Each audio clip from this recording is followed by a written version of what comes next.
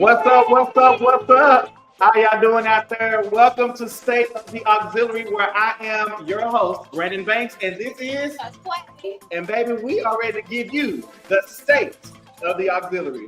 I hope that you have had a wonderful week. We have had a great week at camp this week. Week one has gone out so well. I mean, we have been doing the things. We have been promoting. We have worked with kids. I mean, we've done 100 and something kids. We had 2 camps running simultaneously. I mean, we had the middle school, we had our high school, we had a wonderful showcase, 2 wonderful showcases where the kids showed out. We are thankful to all the instructors that have come in to make week 1 a success. Don't forget, tomorrow we start week what? 2, which is open to the public, and you can come June 3rd through June 7th. That's right, we're starting off talking about auxiliary the collegiate way. Man, look, y'all got to get into the things this week. We got some great instructors coming that are going to teach you not only the styles of some of your favorite HBCUs, but we also have special color guard instructors as well as twirl instructors that are going to come and work with your twirl team and color guard team. The cost is only $150. That's $30 a day plus tax. And you can come and work for a full 8 hours while your parents are at work. You come work at the camp and grow your skills so that way you can continue to be ready to be prepared the collegiate way. Now, we will have a showcase Friday starting about 5 p.m. in the afternoon. Doors will open at 4:30. The showcase will start about 5 o'clock. So make sure if you are coming, if you're registered, if you're ready, to make sure you show up for auxiliary the collegiate way. All right. Wait, how do you feel about this week? This week was really, I would say it was really good. I said I was trying, but I would say for the most part, like we always do, we pushed through. We pushed through. Baby, when I tell you every obstacle, there could be an obstacle came, but we always make it through because we ain't no rookies in this game, baby. We bring in professionalism and we're making sure these kids get what they came for. They're getting strong instruction. They're getting technique training, core training, strengthening training, stretch training. They are getting stylistic training as well as in week 1, they left with custom choreography for their teams. I mean, custom choreography. Who leads with that? Who's doing that? Nobody's seen it. Well, the team knows what they got and they can use it in their season, and that makes it even better. But this week, it's open to the general public, and you're going to really get a chance to work for 5 full days, one-on-one with your instructor at your collegiate preference of choice. And you're going to really, really get a chance to grow your skill, hone your skill, and figure out what it really takes to maybe be a swing ed or a chase set or even maybe in motion of the ocean. I don't know. But whatever it's going to give, it's going to give this week. So you got to come camp this week to find out because it's going to be good. What's up, Auntie? How you doing? We see you out in the comments. Hey, Miss Auntie, what's going on? Look, we got a great show packed for you tonight. We are ready to get into some things that we're not going to delay. We know we're a little bit late coming on because we try to make sure that all of our guests are always here, that everything's right, and we want to make sure that we are always ready for all the things that's going to happen. So with that being said, we're going to get into a few things. First thing I want to get into tonight, let's first off talk about our state of the auxiliary. We didn't talk about it last time so much because we had so much great conversation. But Quay, what do you feel like the state of the auxiliary is this week? The state of the auxiliary this week is the kids. I'm really excited to go to camp this week and let these instructors teach their students their styles and everything that they need to become a part of these organizations. I really think this is beneficial. So if you plan to dance in college, I think you should be here. If you plan to go to any of these teams, I think you need to be here. If you don't know who's going to be here, don't do nothing but click the link in my bio on Instagram at Passion Performance. And look who we got coming to teach y'all, okay? All right. Sorry, baby. I'm taking care of camp business right now. Y'all know a boy's always on his P's and Q's, making sure his T's and I's are dotted and crossed. Now, look, when you come this week, well, first off, before I even get there, state of the auxiliary for me this week, man, look, it's about to be mass band season. Yeah. I'm honestly ready to see what it's going to give. I know that the people are going to pull it out this week. I feel like the summer is really going to set the tone for the year. I think the summer definitely sets the tone for the year. And I think each year the summer kind of amps the energy of what we expect to see in the fall. I think there are a lot of great things happening behind the scenes right now. I can't speak on them, but there are a lot of great things happening behind the scenes right now. And we know that a lot of great things are going to happen this summer season. So be prepared, because I think the auxiliary season is about to get lit. That's really where I think we are in the state of the auxiliary. I think we're about to have a lit summer, which is going to create itself for a lit fall. This is election year. It's an even number year. And I don't know about y'all, but I love even number years. I feel like something about special happens in the even number years myself. That's just my personal opinion. And I think we're going to see some great things from all auxiliary components, from the twirlers to the color guards and even to our dance lines. I feel like all bags are going to be pushed out this year because it's election year and everybody wants to have a great election year. So I definitely feel that. Hey, Tony, how you doing? Hey, Tony, baby. Look at her. Thank y'all. Look, we be trying to look good. You know, our little vanilla and chocolate selves. Anyway, y'all, look, I hope y'all getting ready because we got some good things. Before we get into our conversation tonight, let's quickly pay some bills. Don't forget to like, comment, and subscribe, guys. Make sure you are following and tell a friend about what's going on here at State of the Auxiliary Podcast. We really want to make sure we continue to grow our community in a healthy way and not continue to tear it down in a negative way. All right, so these are some great things. So make sure you like and comment. That lets the algorithm knows on all platforms the great job we're doing and that you're loving the content that we're bringing. So don't sit and get, okay? Like and comment and subscribe. Quay, let's quickly talk about passion and performance. When is the next stretch class? Do you know? Next month? Do we have a date yet? We do not have a date yet, you guys. The people want to know. The people want to know. So we don't have a date yet, but be on the lookout for passion and performance stretch class, which will be for free, as well as we're looking out for the date for the passion and performance Feel Yourself advanced stance class, which will also be for free. So be looking out for those dates. This is not an age-restricted class. Young, old, tall or short, big or skinny, you can come to the class. Everybody's welcome. We don't discriminate over here. We just want you to come and love what you want to do, which is have fun and dance. Build your confidence. We still got a couple of teams that got some auditions going on, and we want to highlight that real quick. We have Mississippi Valley University. Satin Dolls still have their final round of auditions coming up June 28th through the 29th of this year. They're going to have guest judges. They're going to have guest choreographers, and we want to make sure that we continue to do that. So make sure you follow the Satin Dolls page on Instagram. Go to the QR code, follow the information if you still qualify to be a part of round 2, June 28th through 29th, 2024, Satin Dolls of Mississippi Valley State University. Also, we still have the auxiliary audition clinic and tryouts for the Alabama Auxiliary Unit, that is the Stingettes, the Honeybees, and the Ladies of Distinction, okay? Yeah. We have all of that information still coming, but make sure you understand their audition clinic and tryouts start June 17th through the 22nd. You need to email eharris@alasu.edu for more details. Again, that's eharris@alasu.edu for more information. Again, the Stingettes tryouts, the Honeybees tryouts, and Ladies of Distinction audition clinics, June 17th through the 22nd. Now, y'all know we still got Auxiliary the Collegiate Way camp going on this week. We've started out with that.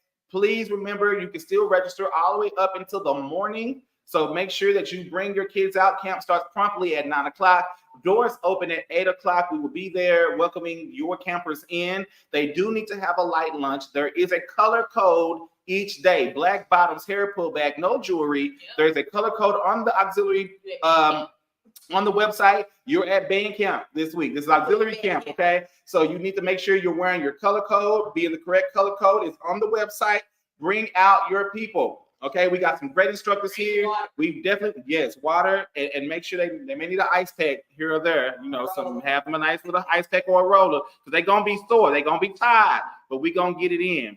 All right? It's all worth it. So with that being said, real quick, let's remind you about Auxiliary Collegiate Way.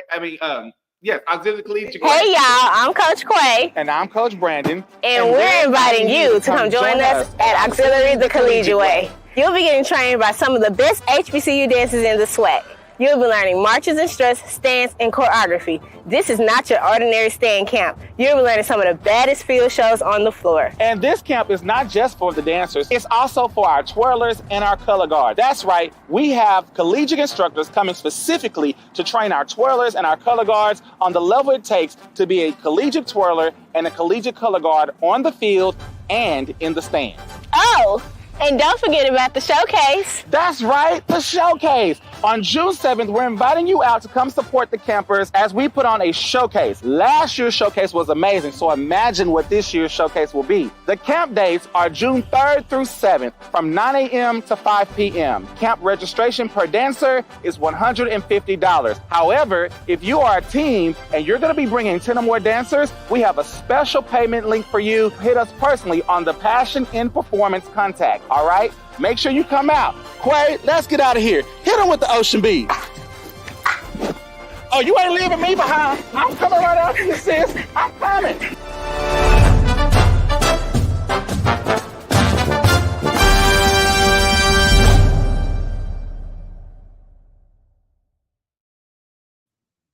All right, so you see what the camp is going to bring. So definitely be ready for all things Auxiliary Collegiate Way starting tomorrow. We got 5 great hard-working days that we're going to be putting out tomorrow, so I need y'all to be ready. Now, here's just a little glimpse of what we did this week at the Auxiliary, the Collegiate Way camp. Here we go.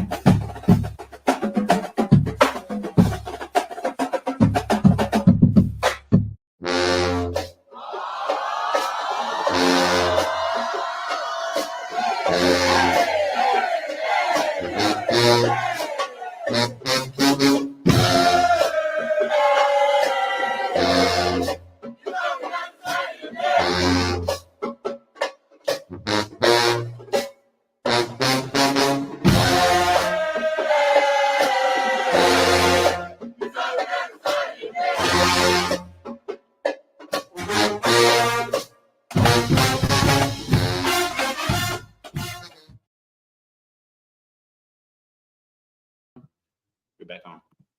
All right, so I hope that you see what some of what they learned this past week, but the choreography this week is all new instruction. So even if you were at last week's camp and you say, look, let me go on and invest into my future and come this week, you'll be getting more choreography, more new stuff. It's not going to be just what you learned last week. It's all new. We even got some new instructors this week, so we can't wait to bring those out. All right, I think we've covered all our notes. Have we covered all our notes? I think it's time to get started. We want to start talking about some of the guests we're going to be bringing on. So y'all know how we did last time. We ain't going to just open up. We got to do a little production. Y'all know we got to do a little bit of production. So with that being said, y'all, I want y'all to get ready. We're going to be introducing some of our guests little by little bit because we have a nice house of guests with you tonight. And I know that y'all are ready to get into the thing. So here we go. Give us 30 seconds. We'll get our first guest on the screen.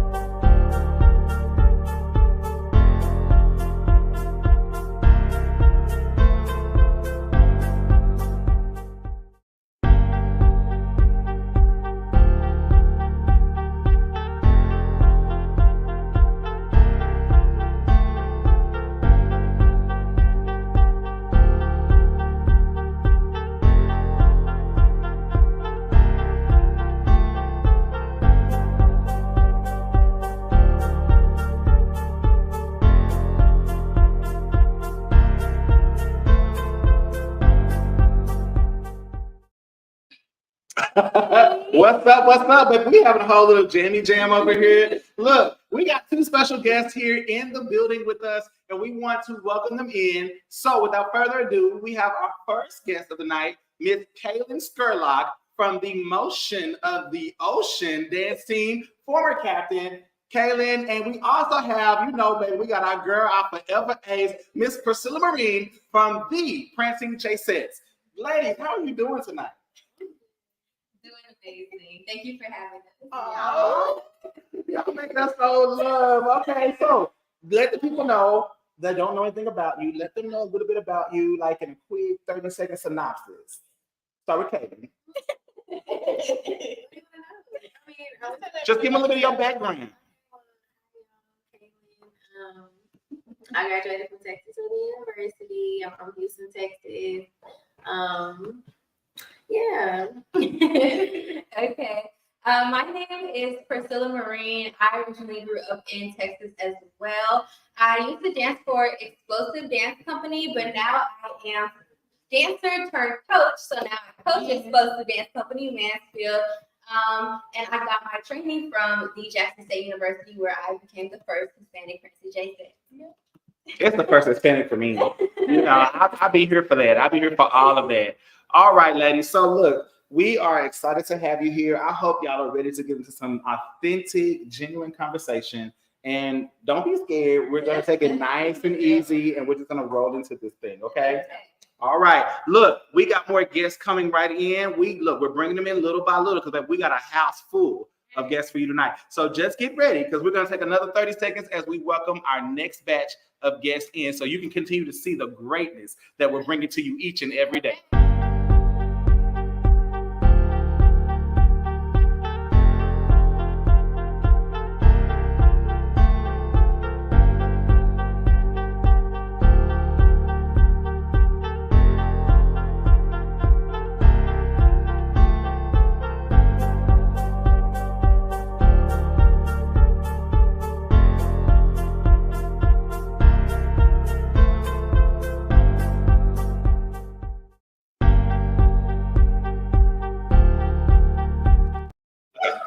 All right, here we go, y'all. We have brought in a couple of more visitors with us tonight. Look, don't be mad because we're bringing out the legendary people this week. We have now been joined by the legendary Stingette herself, Miss Brianna Smith.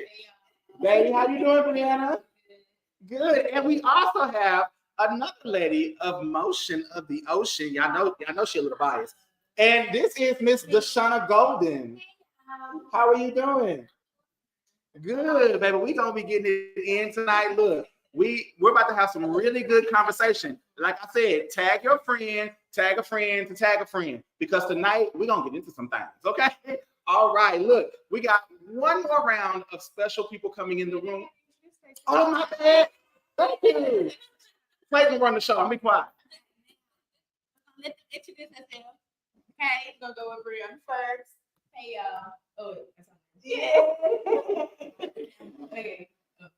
Hey, y'all. My name is Brianna Smith. I'm from Fort Lauderdale, Florida. You know, I went to Dillard High School, and I graduated from Alabama State University, where I was a sensational senior from 2018 to 2021, and I started as captain from 2022 my school year. Hey, y'all. Make sure y'all speak loud. Somebody said they can barely hear y'all, so don't be whispering. Okay. Okay, hey y'all, I'm Deshauna Golden. I'm from Memphis, Tennessee, but I now live in Fort Worth, Texas.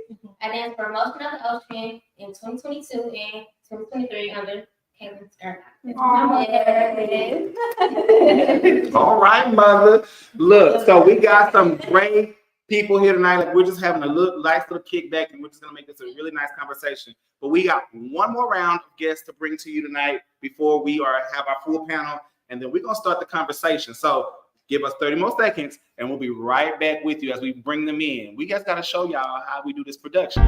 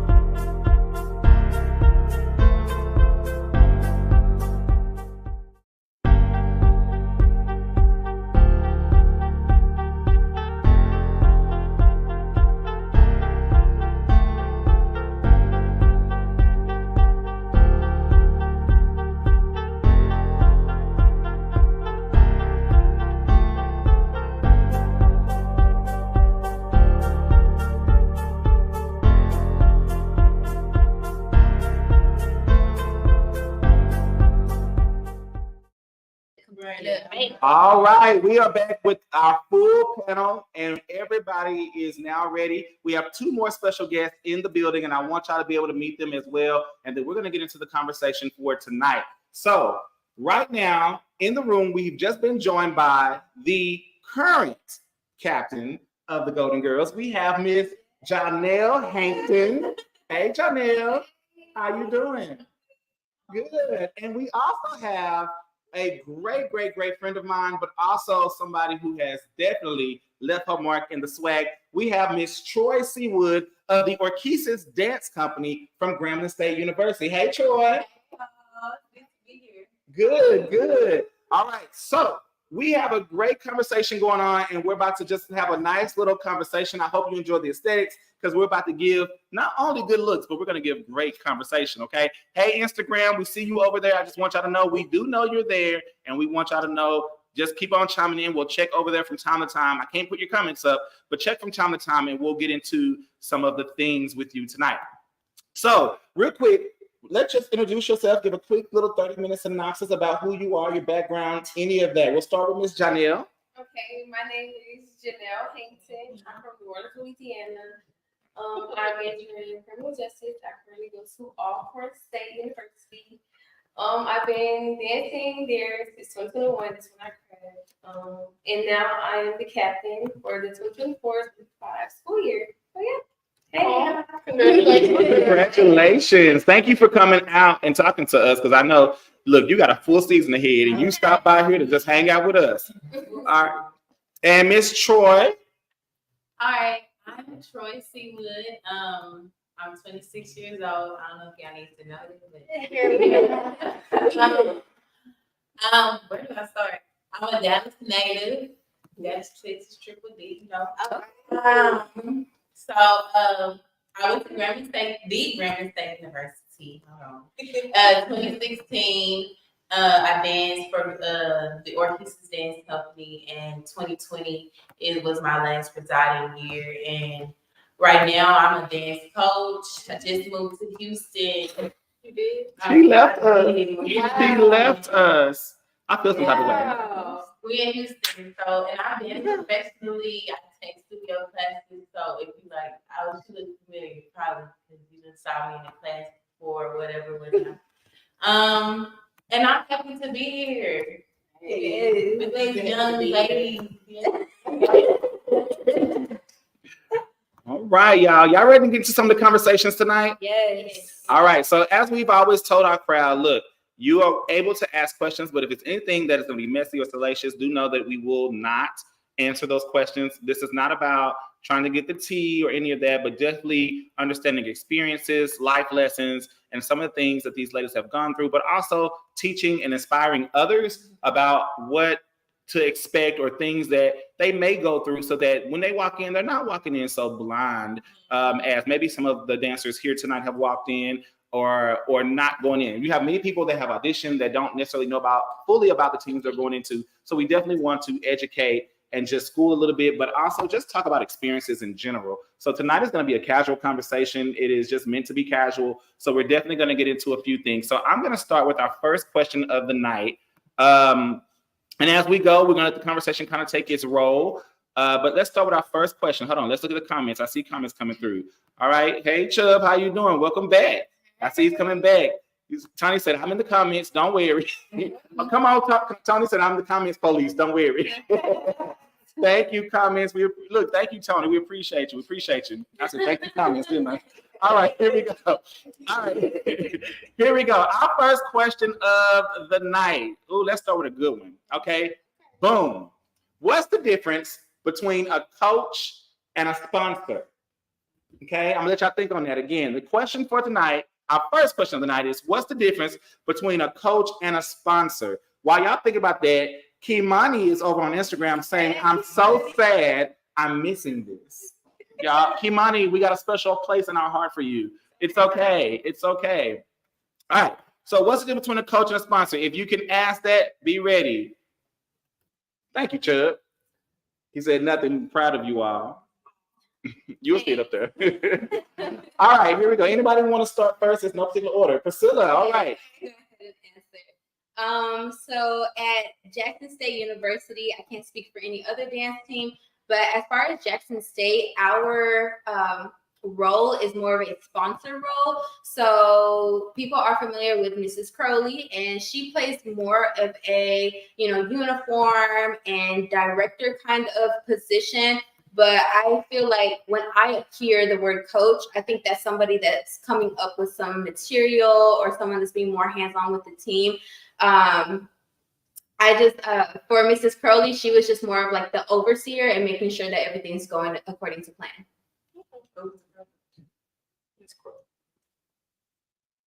Okay. Mrs. Crowley. Oh, Crowley. okay. Mm-hmm. All right. Anybody else have any weigh in on that question? If you feel led to speak on it, difference between a sponsor and a coach. Anybody else? If not, we'll move on. I got a question for Priscilla from the audience. Okay, cool. All right. Priscilla, your question says, this is from Aunt, we call her Auntie over here. All right. She says, this question is for Priscilla. How did you feel about being the first Hispanic JSET? Okay, so I feel really proud, like really honored, honestly. I feel like I just took on a position that was full of so much, there is just so much that I was dealing with just taking on the role, but I'm just so glad that I was the person that was able to do that. You know what I'm saying? Like, I don't feel like I would change anything about that. I'm glad that I was able to pave the way for future Hispanic dancers. I mean, I feel like I know that I was strong enough to be able to take on that role in that position.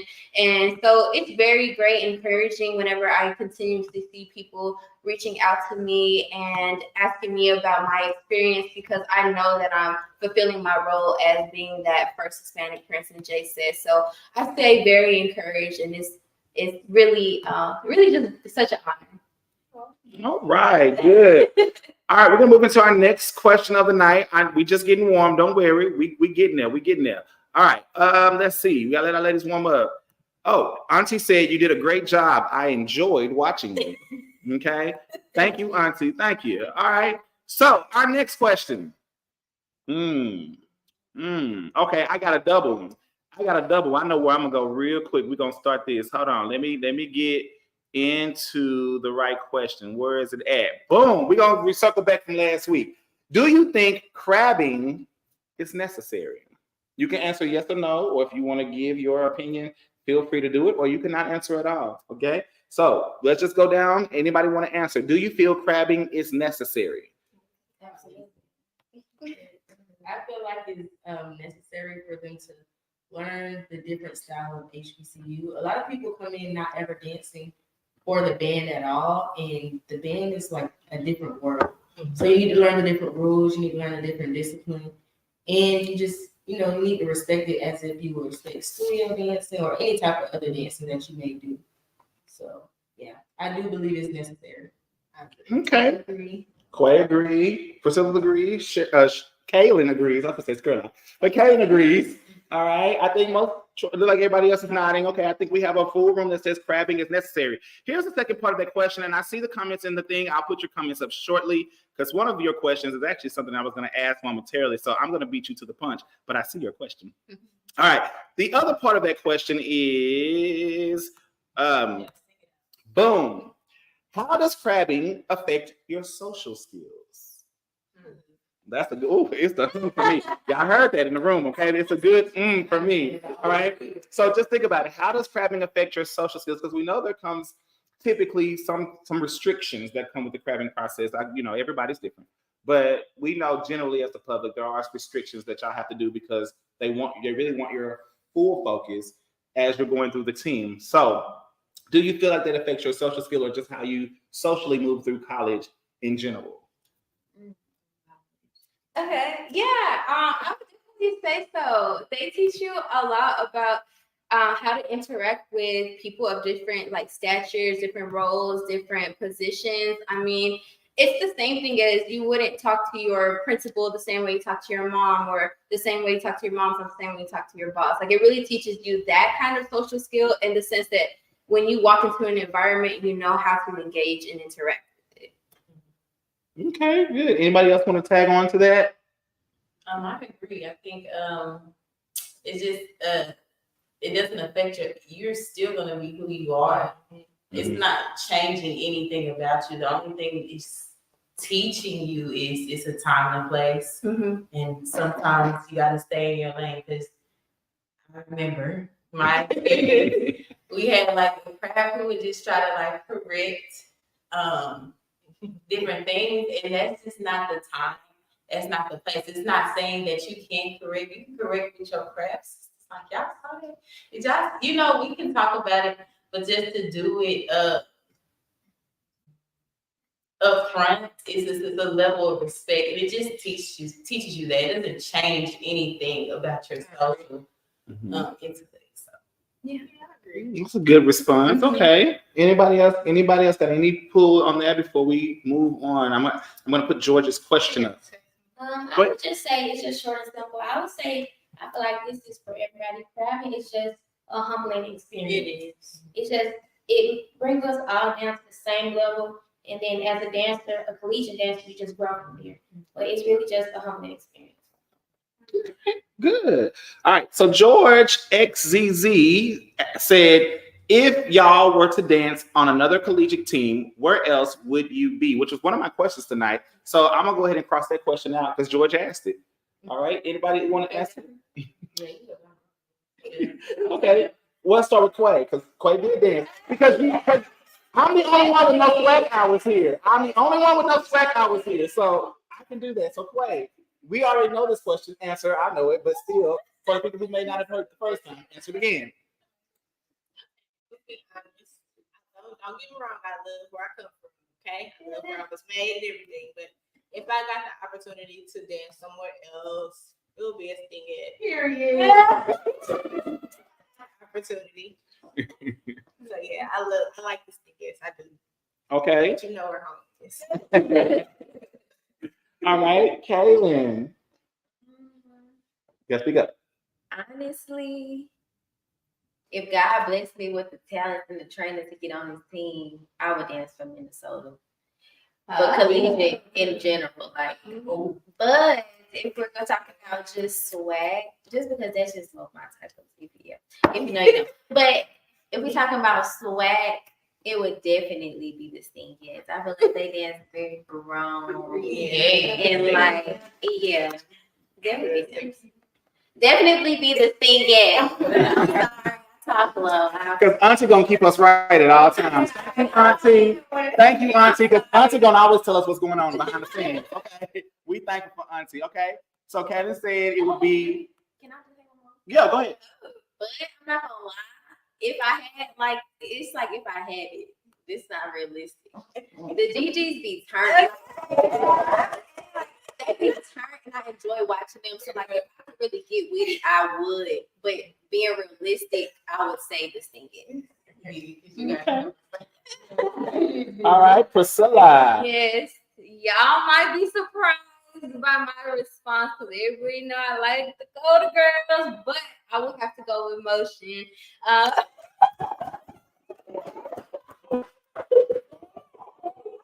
They have absolutely won me over, especially working with such talented women around me. I've just learned so much about the style, and I have a newfound appreciation for it.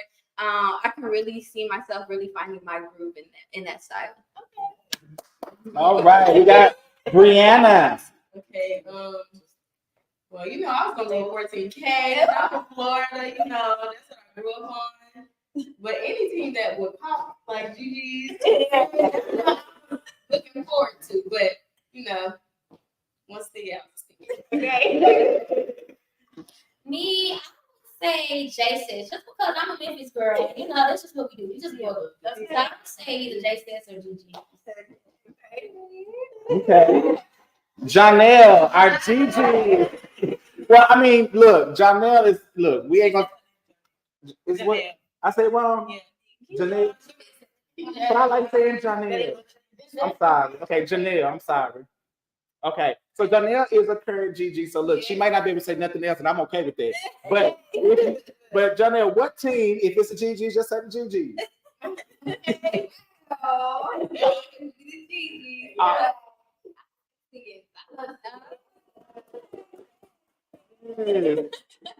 All right, and Miss Troy, our keys.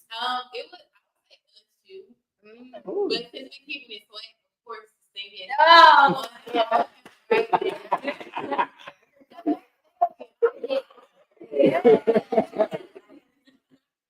So that question I think is always a good question because we get to see how other people admire stylistically other teams. Although they have picked their team of choice, still they can appreciate what another team brings and what they serve in the swag. Even though we know across the field we have no holds barred, but I like what you give. All right, so that's a good one. Tony said she chimed in on our topic about the social skills, and she said it made me forget about social media. I forget I have it sometimes because of crabbing. That's true. So she wanted to chime in on that, and I just wanted to make sure I told y'all that. All right, Miss Tony, look at the picture, baby. Tony be giving. All right. Our next question. Let's see. Let's dig in our bag and get a good one. Here we go. Does HBCU dance prepare you for a career in dance? Yes. Okay. I believe it. Like we said before, a lot of people don't look at. Like we said before, a lot of people don't look at HBCU dance as a genre or style. But if you do it, it's more than what you think. A lot of people think it's nothing, it's easy. But just like any other style, we have technique. We have certain ways we do things, and there are styles in the HBCU world. So, yes, I do think that it prepares you for this career because the first off is going to get you in shape. So, you're going to be in shape to do it, anything. Secondly, if you're a dancer, you should naturally learn any kind of style. So. Okay, anybody want to add into that? I think it do prepare you. Well, I am going into like the dance career anyway with my like personal career, so I feel like it prepared me with just learning how to be professional at all times and just adapting very quickly. Because I feel like in the professional industry, you have to learn like to pick up when somebody changed something a day or a few minutes beforehand and things like that. So I feel like HBCU definitely prepare you for that. And also with HBCU, you know, you kind of like, they kind of like build you back up. So you already walk in knowing how to humble yourself and like really show that this, like you're determined and really want to get this. So I feel like it's a great like preparation before you go into the real industry for dance. Definitely. I agree. I feel like some people would see it as like, oh, they only learn how to dance. Like for me, for example, they teach you how to be emotion, how to look like emotion or whatever. But if you a dancer, like you really could dance anywhere and you can learn anything. If you come to the school and you learn the style, then you can go somewhere else and learn that style, you know? So I feel like they're, like she said, teaching you professionalism, teaching you how to adapt quickly. Like that's mostly what these professional teams are looking for. Like speaking with people who dance professionally, they usually say like, we're not learning nearly as many routines as y'all learn in the season, you know, or like they're not nearly as difficult as like the field shows that y'all are doing, you know, but it's the things that they're looking for are like the professionalism, like that performance factor, like the look, like stuff like that. And you get that dancing on like the HBCU team. So yeah, some people could say you get trained to dance like a motion or Jason or whatever, but if you're a dancer, I feel like you could pick up any style. If you could pick up on a style of your college, you could pick up on a style of professional team or wherever you're trying to dance. Okay, anybody else want to chime in? Troy? I'm saying yes. It's just a mindset. And it depends. I might get to that.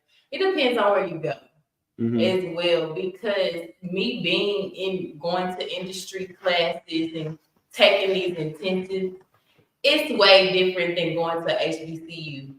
HBCUs are sometimes politics. They know who they're gonna pick.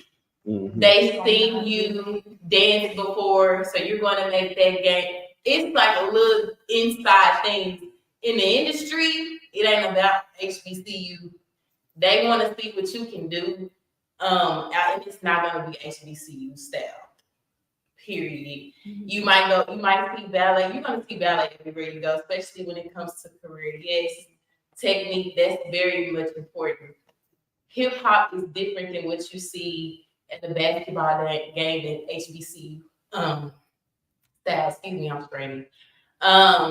It's just it's the same when it comes to discipline, getting up, making sure that your body's right, you're eating right. Yes, but it's the switch. It's like, yeah, I can dance, but you get in that room, you're gonna be like, dang, I can't dance. Like, it's gonna be like other people who like sleep, breathe, eat, dance, and you thought you did, and no. It's like more work to it. And I'm just saying that in my personal experience because I thought, you know, when I got out of college, I was like, I want to be a professional dancer. So I took on that and it like humbled me.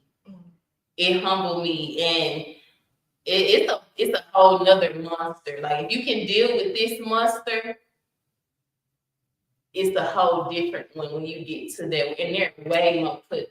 They like, no, you ain't old. And don't tell them that, I mean, they're not going to care anyway. That, hey, I led a team in the HBCU. They're half the time they're not going to care. And then you tell them that, they're definitely going to be on you. Oh, okay, well then do this, do that, do it. And if you can't do it, no. It's like so much cutthroat, and I'm just being so honest. So. Okay, anybody else before we shift? I got some audience questions I want to highlight before. I think, yeah, I'm not in the professional dance industry, but I think in a sense it kind of did prepare, like from what I'm hearing from you, kind of did prepare you for it because it's like you're going through the same process again. Like for instance, when I got to motion, I didn't know how to dance motion. So I feel like you're saying, you have to learn everything, something new. It's just something new. And yeah, they're gonna be hard on you to get cut at games if you don't got to stay in the material. Like I feel like kind of prepares you for the mindset aspect. As far as dance, yeah, it's something new to learn too. But I think it prepares you to be, let's say, denied. Yeah, it definitely prepares you to be denied. I agree with her on that. For sure. For sure. Because I'm doing the same thing with dance career as like my professional career. And it definitely like, you understand you're gonna be denied from the like HBCU work, but like she said, it is more cutthroat. And like she said as well, like you dancing all the time, but it's like people who's from 6 a.m. to 6 p.m. and longer than that's really dancing. And like not tying in, like you gotta deal with life and then deal with your personal finances and everything on top of that. So it's more than just the HBCU. So I get what she's saying, the switch, because it's like real life and dance, like, that you have to merge together and try to like figure it out, because dancing professional is not written down on paper. It's not like if you want to be a doctor, you gotta go to school, residency, research. Like dancing is just, they're gonna gatekeep, and you're gonna have to figure it out. You have to make these connections. You're gonna have to push hard. You probably gonna have to do it for years until you really get that acknowledgement. So it's similarities with HBCU, but I do feel like I get what she's saying. Like the other switch, as in like adding your real whole life on top of having to have that dancer mindset. All right, we got a couple of audience comments, and then if anybody else still wants to join in on that, I'll do it. Over on Instagram, we got the love T. I think that's how we say it. They love tea. I'm sorry, they love tea. All right. It says facts. College does prepare you, but pro level is definitely more cutthroat than college. Okay. Thank you. They love tea. I believe I said that right. If I butchered your name, forgive me. All right. And then over on Facebook, Auntie said, who was responsible for putting together the field show? The captain or the whole team? Okay. Yeah. We can. We got enough different styles. I think it's good. So we know we got 3 motions in the building. Yeah. Motion. I'm sorry. I know better too. I know better. My bad, y'all. That was motion, not motions. Motion. It's one word, plural, and singular. Okay. Here we go. Okay. Correct me. When I first like few games, she came with like a section, but everything else we created. And then down the line, we just started making the material ourselves, and she would like kind of tweak it, put it together. Okay, this needs to be here. This needs to be here. Kind of thing. So just make a mesh. For the most part, we created the material. So whole group. Oh. Okay. Kaylin, your experience on motion. Same thing before. Same thing, like around when I first made the team, definitely like the whole team was contributing for sure. Really, that's how it goes. From captain to crabs, like it really just depends on what we're doing, what the performance is, and whatever, what the song is, and what we're trying to give. But everybody contributes. Yeah, so for JSTEP band camp, the captain will teach you the majority of the field shows all in band camp. So you're probably gonna learn like 3 to 5 field shows in band camp. However, in the case that we need more, in the case that we need more on top of camps, okay, 300. So on top of that, if we do need more field show material, then that is whenever we time it's like a class of goes over there, or maybe this duo likes to hang out here. So everybody kind of breaks off into the group they feel the most comfortable. Most of the time we have one duo that like focuses on stunts. Then we have the other one that tries to add in technique. Then we have one that tries to do the bucking portion, and then we'll just break it off into there. But so majority of it will start with the captain, and then as the season goes on, we'll start to utilize more of the team holistically. Okay. Okay, so with Stingettes, the first field show is always our tryout routine, and it is like changed around, like ripples, different formations and things like that. Then throughout the season, most of the time the captain will come in with something. Like my year, my captain will come in with stuff, and then if like push comes to shove, we'll just all like take certain sessions and put it together. But most of the time it's like a group effort. My second year, our coordinator helped us with some of the moves as well. So it's most of the time a group effort. But that first field show is usually always the field show that we use for the tryouts, and we like reconstruct it. And then our last field show, Turkey Day Classic, is all our field shows combined. Oh wow. Okay. I would say we all, just as a whole team, would just break off and then just come together, and we'll just see like which part works best for like which song or for this field show, and then just based off that, we'll just make an entire field show. Okay, so whole group, Miss Janelle. Yeah, I'm gonna say whole team too. It's like the captain will assign you to do or make up a certain amount of counts, and then you'll just bring it back, and we put it all together. So I say whole team too. Okay. I'm gonna say captain. Yeah, captain. Captain made us, and she would ask like trustworthy people. Like she would pick, and like it wasn't everybody that made up something. It would be like somebody she was trustworthy, like she knew would get the job done in a timely manner, or knew what they were doing. So yeah, captain. Okay, good. We have one other fan question, and then we're going to get to our other questions. What made everyone try out for the team that they did? Okay. I think well, originally I wanted to go somewhere else, but I was put into a school, into Texas Southern. So I didn't dance my freshman year. And I got tired of that. I was like, okay, I want to dance. And I think, when I saw them at a pep rally in front of the Sawyer Auditorium, and I was like, okay, I'm gonna try it. And so literally like the day before tryouts, I decided to try. And I'm trying to hurry up and get my paperwork and stuff. So yeah, that's how I ended up being motion. Okay. Okay. For me, long story short. I'm sorry, y'all.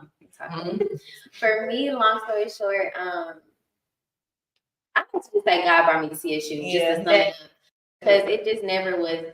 I stayed 30 minutes from TSU. Like I wasn't even looking that way, like for college, like at all.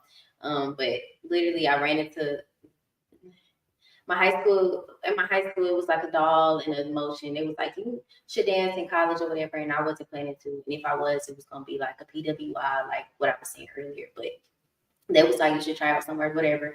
And then it just so happened to be like, let me go somewhere locally, and then tryouts were like that next week, and then I ended up trying out and made it.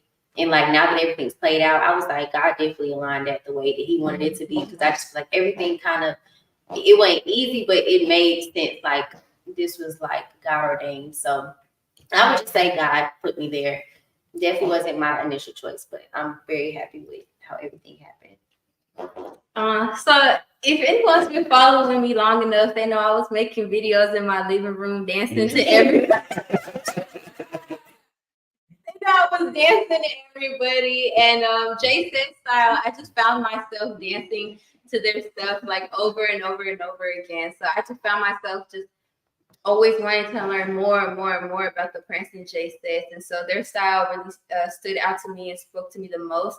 Also, I'm a bit of like a historian, so whenever I looked at Prairie View, I saw that they had Lori. Whenever I looked at the Golden Girls, I saw that they had the Russians back then. And I wanted to create my own thing and bring something different to Jackson State. So it just made sense for me to just bring something fresh over there too.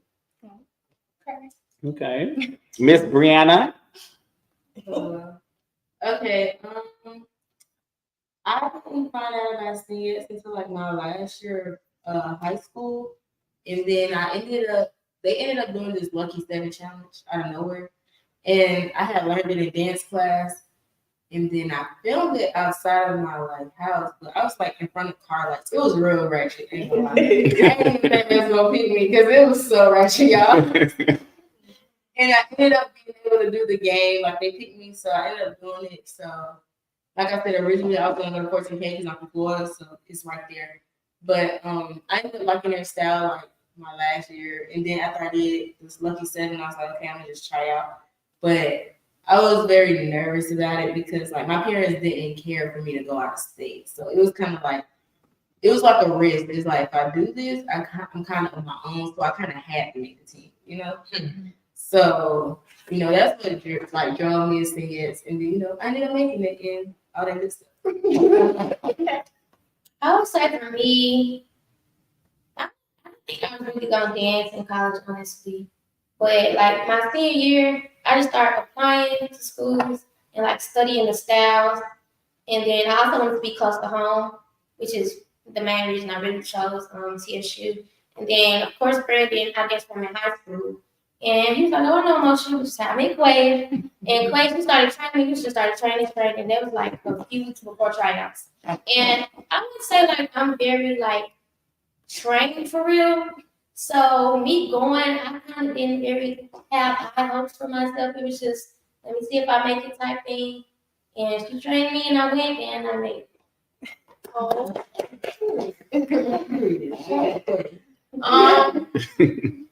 I wanted to be a good girl since I was in the other grade. They had the sauce, they had the spice, they had everything that I needed. So I went for it, and I made my freshman year. Never missed a game. I made my first game. And it's just been there ever since. I'm grateful, definitely grateful. Yeah. Good. I also knew I was going to Grambling. Grambling, though, the admission part took, so it was taking a long time. So I applied for TSU. TSU accepted me before Grambling. I was like, but my mama don't play it. My mama's Grambling. My whole family is Grambling down. So anytime you talk to anybody with Grambling, it's family. It's like legacy. So that's just what holds dear to my heart. And yeah. Cool. All right. Thank y'all for answering those questions. And Auntie said good information from all the previous questions that we've answered, especially about the field shows. All right. We're going to move into our next question. We're going to spice it up just a little bit. Just a little bit. All right. Let's get into something serious. We're going to have some fun questions. Let's touch on a serious topic, okay? I'm going to run this back from last week. This question is, did you ever deal with body dysmorphia? Okay. If you feel like you want to share on that, or if you can share on that, do you feel like you've dealt with body dysmorphia? The reason that I asked this question last week and again this week is because we hear a lot of times, and we see in the comment section definitely that people continue to make comments about people's bodies, about their looks and uniforms, about how they're built, their height, all the things. And I think sometimes people forget that these are, 1, students, 2, they're still young, and 3, teenagers most of the time, or early 20s. So sometimes I think people really, really judge hard, and they don't realize how much these dancers work to have the body that you see, to fit the uniform, to do with all the stuff. And sometimes, in many cases, especially if you're a team that gets new uniforms all year, you have no even clue what the uniform looks like. Now, if you're one of the teams that pull out the closet, then you kind of understand some of what that you may be required to wear. But I think a lot of times we don't think about the pressures we put on people. And I know in this day and age, having a certain look, looking a certain way, angling, making sure you present your body of work a way to me just really speaks out. And I always want to ask this question when we have a group of ladies together, because y'all do put a lot of sacrifices down to look the way we see you on camera. So if you can answer the question, feel free to answer the question in any order you want to. Yes, I think we all have. I still do. And it might sound bad, but it does not sound bad to me.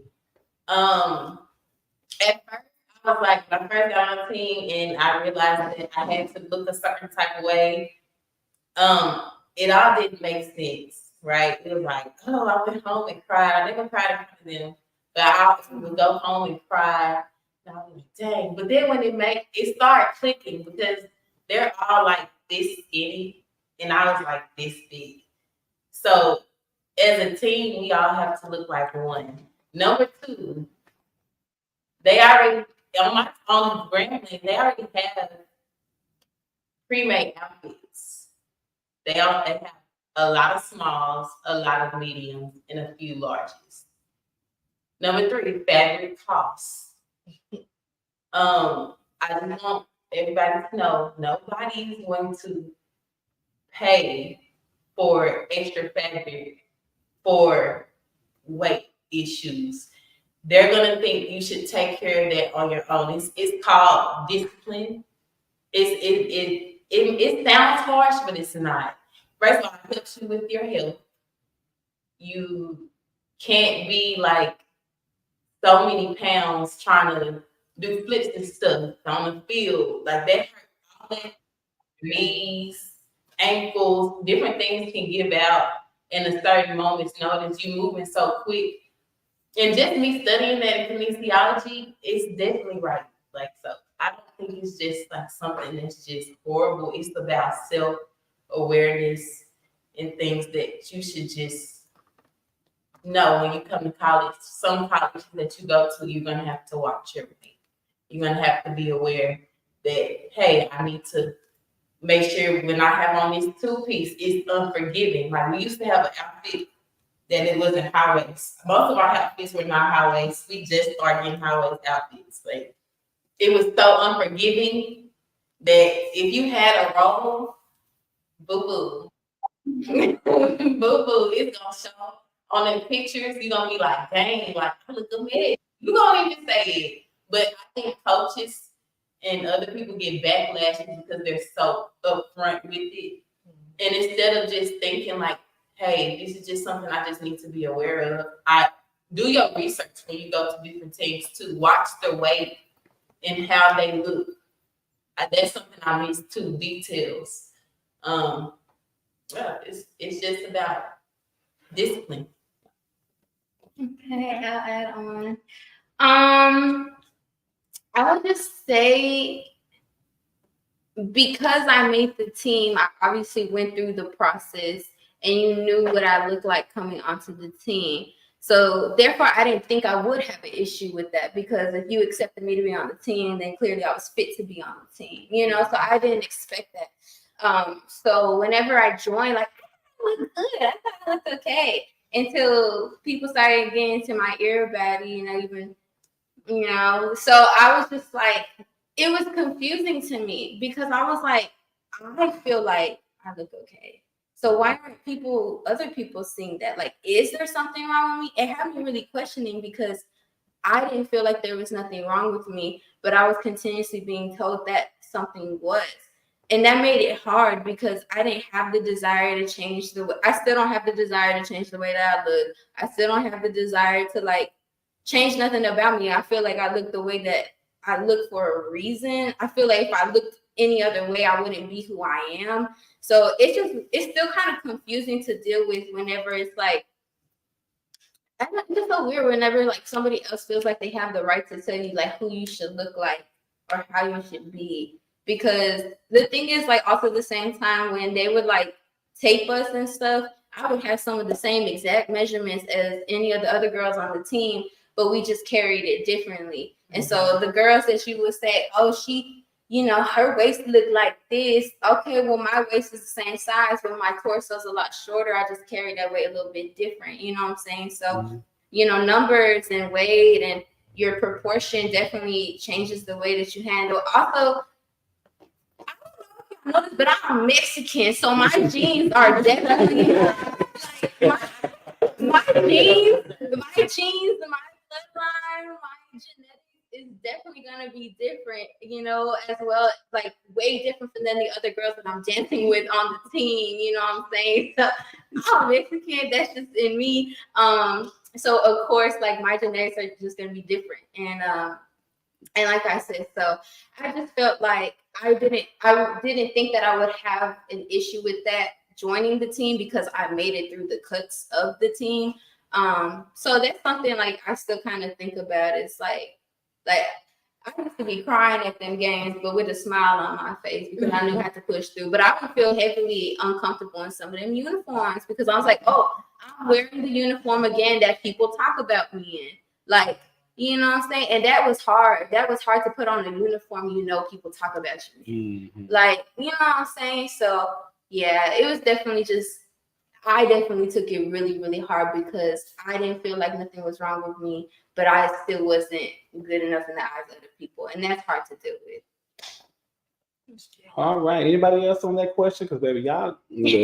But this is schooling the people about you gotta be careful about what you take in because social media is heavy and the comments it hits hard, especially when you feel like you're doing everything right and they give their unsolicited opinion about you, your body, how you carry yourself, your dancing skills. I mean, we all do it, myself included, but I don't put it in the comments. I have my opinions though. Right. So it's just how you do it. So that's it. We have a quick audience question, but before I go there, is there anybody who want to tag in on that? Nope. Okay. All right. We're gonna keep it moving. So, all right. Auntie said, "How do you ladies feel about hazing?"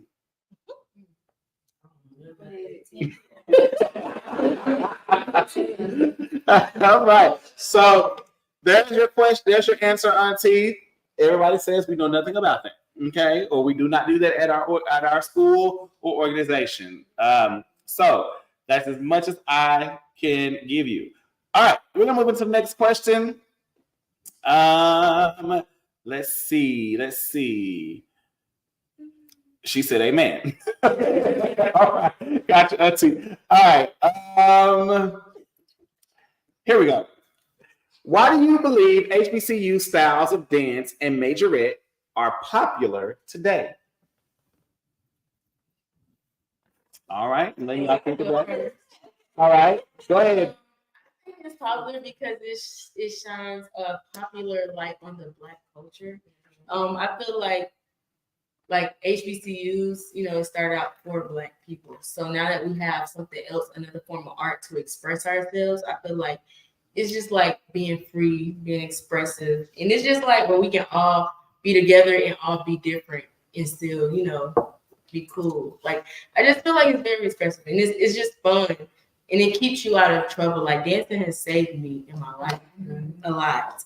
So I just think like it's very important, especially to those who, you know, just some people need that structure in their lives and they don't get it at home. And I feel like it plays that role without knowing.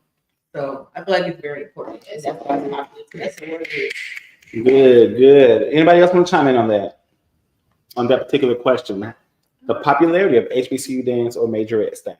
I think that it's popular today because you see celebrities doing it too. Like they started to touch on it now because it's social media is so big and broad now. You get to see it a lot. It's like, okay, I kind of like, you know, Beyonce. Yeah, we know it's she did the dolls and single ladies, and that she had the orchesis on her tour. So it's like a lot of celebrities are paying homage. I'll say homage to HBCU style of dance. Yeah. I would say the same thing. I mean, they definitely touched on it about how diverse the actual dance style is. I mean, depending on where you go, you're going to be learning this finesse or this milk, or learning how to, you control your body in different ways depending on the style of your choosing. And I think that is what sets HBCU dance style apart from any other kind of dance style, is just how diverse it actually is. I'm gonna answer on this question, and I don't typically do that very often. Yes, it do. Somebody ask you now. Okay, so with that being said, my take is different. I coached. I think when the popularity started, I was a former coach of Explosive Dance Company. I was the battle coach when Explosive got on Bring It. And I think that for me, I watched literally, at least in the Dallas area, I can speak for, I watched how many teams popped up out of nowhere. Mm-hmm. Like a full-blown team that I have never heard of out of nowhere. So like when I was coaching Explosive, like there were maybe 5, 6 teams that you knew by name. I mean, there was like Next Level, there was,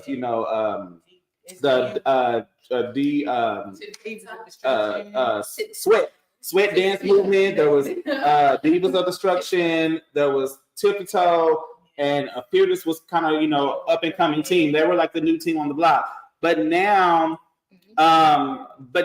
you see all these teams pop up with the thing of Bring It. I can speak from my experience at Explosive. I mean, our team was big going on to Bring It, or at least what I thought was big.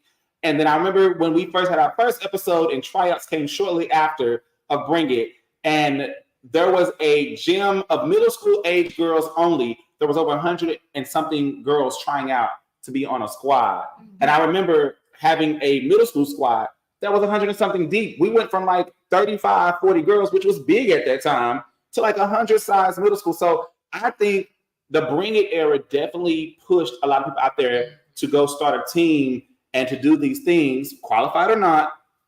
They went out there and they pushed it. And I think that what's that shade?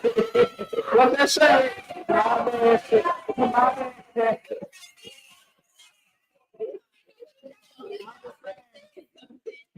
lot of people started teams that don't really know how to choreograph and or that could not give quality instruction, but they had a dream. And I'm okay with you starting a team if you bring in quality instructors. However, there are a lot of teams out there that don't have quality instructors. So I think, from my opinion, the exposure of HBC dance, because it was always there, the exposure of HBC dance changed when a major network decided to pick up on what we've been doing for decades, or what y'all been doing. I ain't done it, but what y'all been doing for decades. And I think that changed the trajectory. And I think that's when we really started seeing YouTube go and really put the camera in the girl's face versus the band. You used to see, I'm an instrument player first. It used to be the band, and you may see a hand or a finger, or it may get a clip of the girl, you're quick doing a 1, 2, and then it goes back to the band. And you used to see them go crank. But now the camera stays right in your face.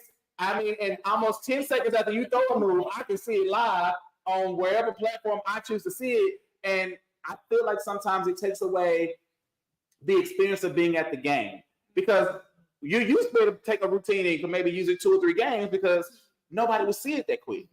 Now, with the anticipation of YouTube and media getting out there, you really can't repeat a routine almost ever. And if you do, you got to change something about it so it gives a bit of difference, whether it be the intro, the exit, the breakdown. Something's got to change so they don't see the exact same piece, because then people feel like, oh, they did that last week. But it's like, well, how quickly you really wants to change a routine? Like, it takes a while to perfect a routine. Right. So I'm just saying, that's my experience. I think the Bring It era really changed a lot of trajectory for a lot of the teams. And not in a bad way. It gave a lot of people exposure, but it also exposed a lot of non-qualified. And I'm going to leave it at that. Mm-hmm. Okay. Anybody else before I go to audience? All right. Audience questions. It is. All right. So Auntie Gunn came with another question. He says, Auntie always in the questions. I'm telling y'all. All right. What was your game that you were hyped for? One game that you were hyped for.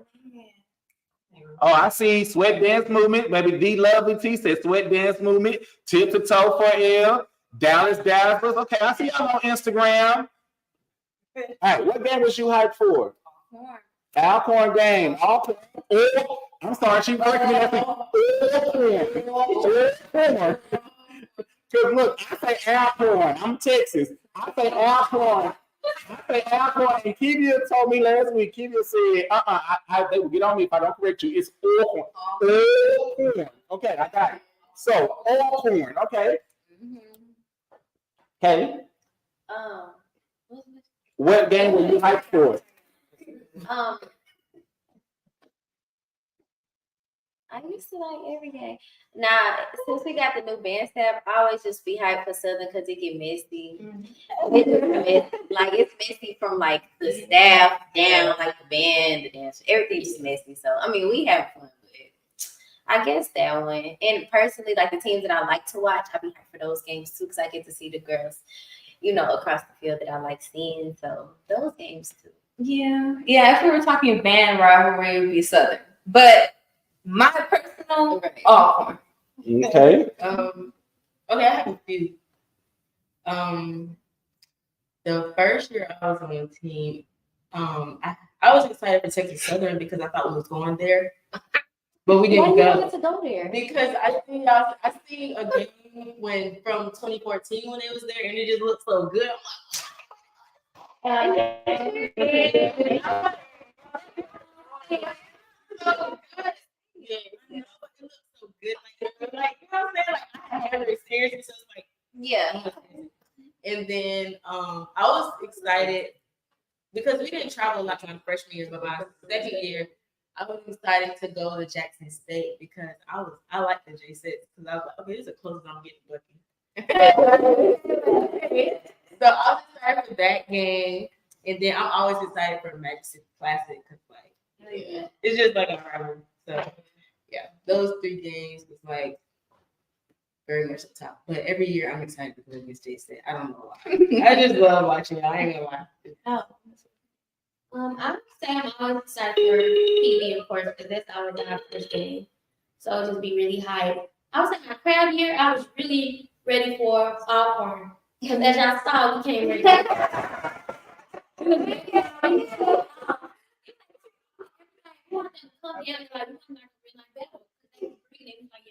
Yeah. I'm excited for Jason's too. I'm gonna say I'm gonna go against Jackson. But this year, one of my favorite games was the Stingate. It was really like a battle, like we were going like tic tac. It was very interesting. Of course, I'm gonna say Southern Friday Plastic. I always like going against Alcorn and J6 because we could do more. We could do way like twerk instead. And then like we would always wear like fringe for those games to make it look like we doing something because she's so ballet, and so it's just like we go against Alcorn and we need the little or J6. Okay, and Quay? I'm gonna say PB and Southern. Oh, and I'm waiting on that rematch with Divas. I want to see much of the Divas go in. Oh, that one. Y'all win. I don't know. That we never actually go. No, or they never come. Yeah. Exactly. We win. You're right. I actually seen them. Right. Yeah. The last time we 17 to played 17. them like in person was my 17. year. Gotcha. And That's crazy. I need to see That was a good battle. It was an interesting one. All right. So we have another question, Auntie. What was your favorite game, the game you came to slay the stands and field? So I don't know if that's the same as your hype. Is that the same as your hype? Okay. Oh, wait. So let me see. It took me a long time to get comfortable with singets. So my freshman year, I feel like with the field show, it could have been, I think it was like Magic City Classic. But my favorite game of all time was the last game of my captain season because the game before I had like, left early because like a lot of stuff was going on. And, it was a lot of people in the comments doing a lot. So I feel like, it's my last game. Like I just feel like I had to put myself for myself because I was dealing with so much going on. Mm-hmm. And I feel like I really proved to myself, like, I was meant for this because I didn't want to be captain at first. And then I kind of had no choice. And then it was like, okay, cool. Like, and I finally feel like I stepped into it. And that's when I kind of was like, dang, I really wish I had like a longer season because I was COVID. So I could really like show my creativity, like my creativeness and stuff like that. But I feel like the last game I really I showed myself like, like you meant for this. Like it was supposed to happen this way. Okay, Auntie said, same question, sorry. Over on Instagram, we have a question by I'm Maya Desiree. She says, hey guys, were all of you guys on a high school dance team? If so, which ones? Yes. I went to Dillon High School in Fort Lauderdale, Florida. Dillon High School, Fort Lauderdale, Florida. Called the Dancers. I just need y'all to know that we wrong, okay? All right. Quote. I dance for Skyline Silhouettes here in Dallas, Texas. And I went to Marshall High School in Houston. We was the Mystics. Okay, you said Mystics? The Mystics? Mm-hmm. Okay, Mystics. Okay. The Mystics. I danced on Explosive. Oh, yeah. I dance for Fearless here in Dallas, too. Oh, me. I danced for Hood, Sassy Sapphires. I did all three right away. I probably know that. She did. She was taught greatly. She was prepared greatly. Dance, Dunbar, Okay. Anybody else? High school? Yeah.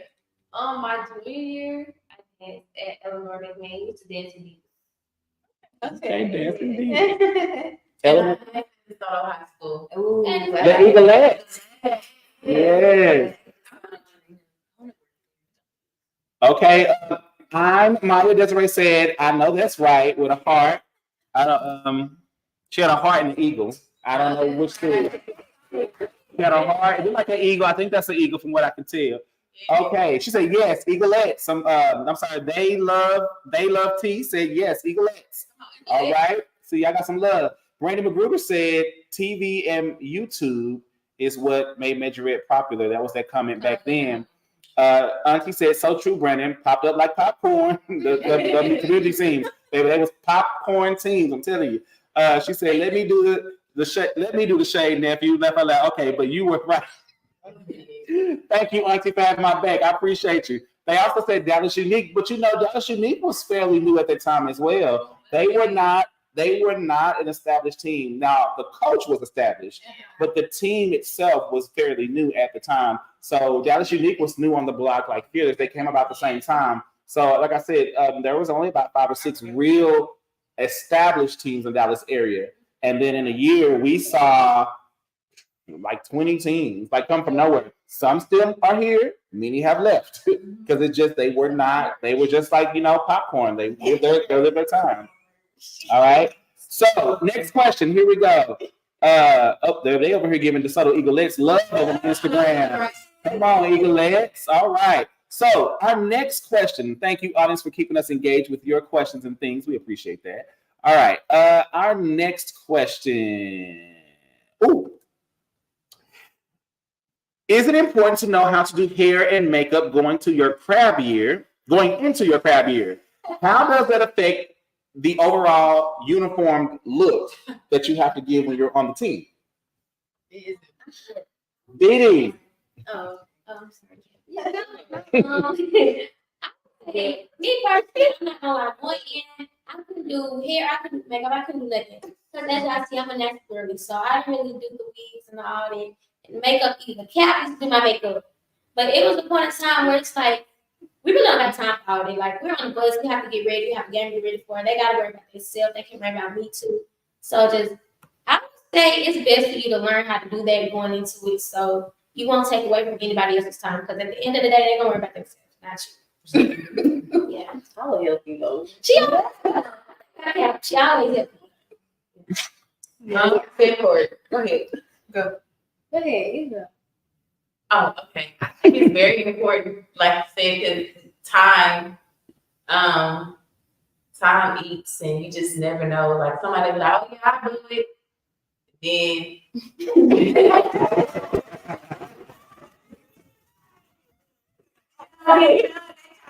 Like when we pulling up to the game, like, it's okay. Like, please don't. You two teach you everything you need to know.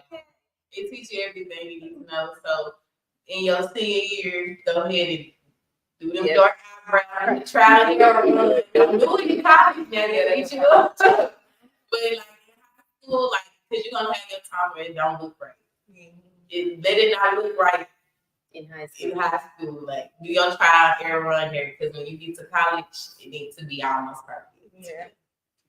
Yeah, I think it would be nice if you knew. I think a lot of people don't know though, like realistically. So, but it would be nice to learn. Like a lot of people learn how to do their makeup on the college team. So, I mean, it's not, if you don't know, it ain't no big deal. But just know you're gonna look crazy probably your first year, because somebody not gonna faithfully do your makeup every week. Like that's just crazy. But like, it'll be nice for you to know for sure.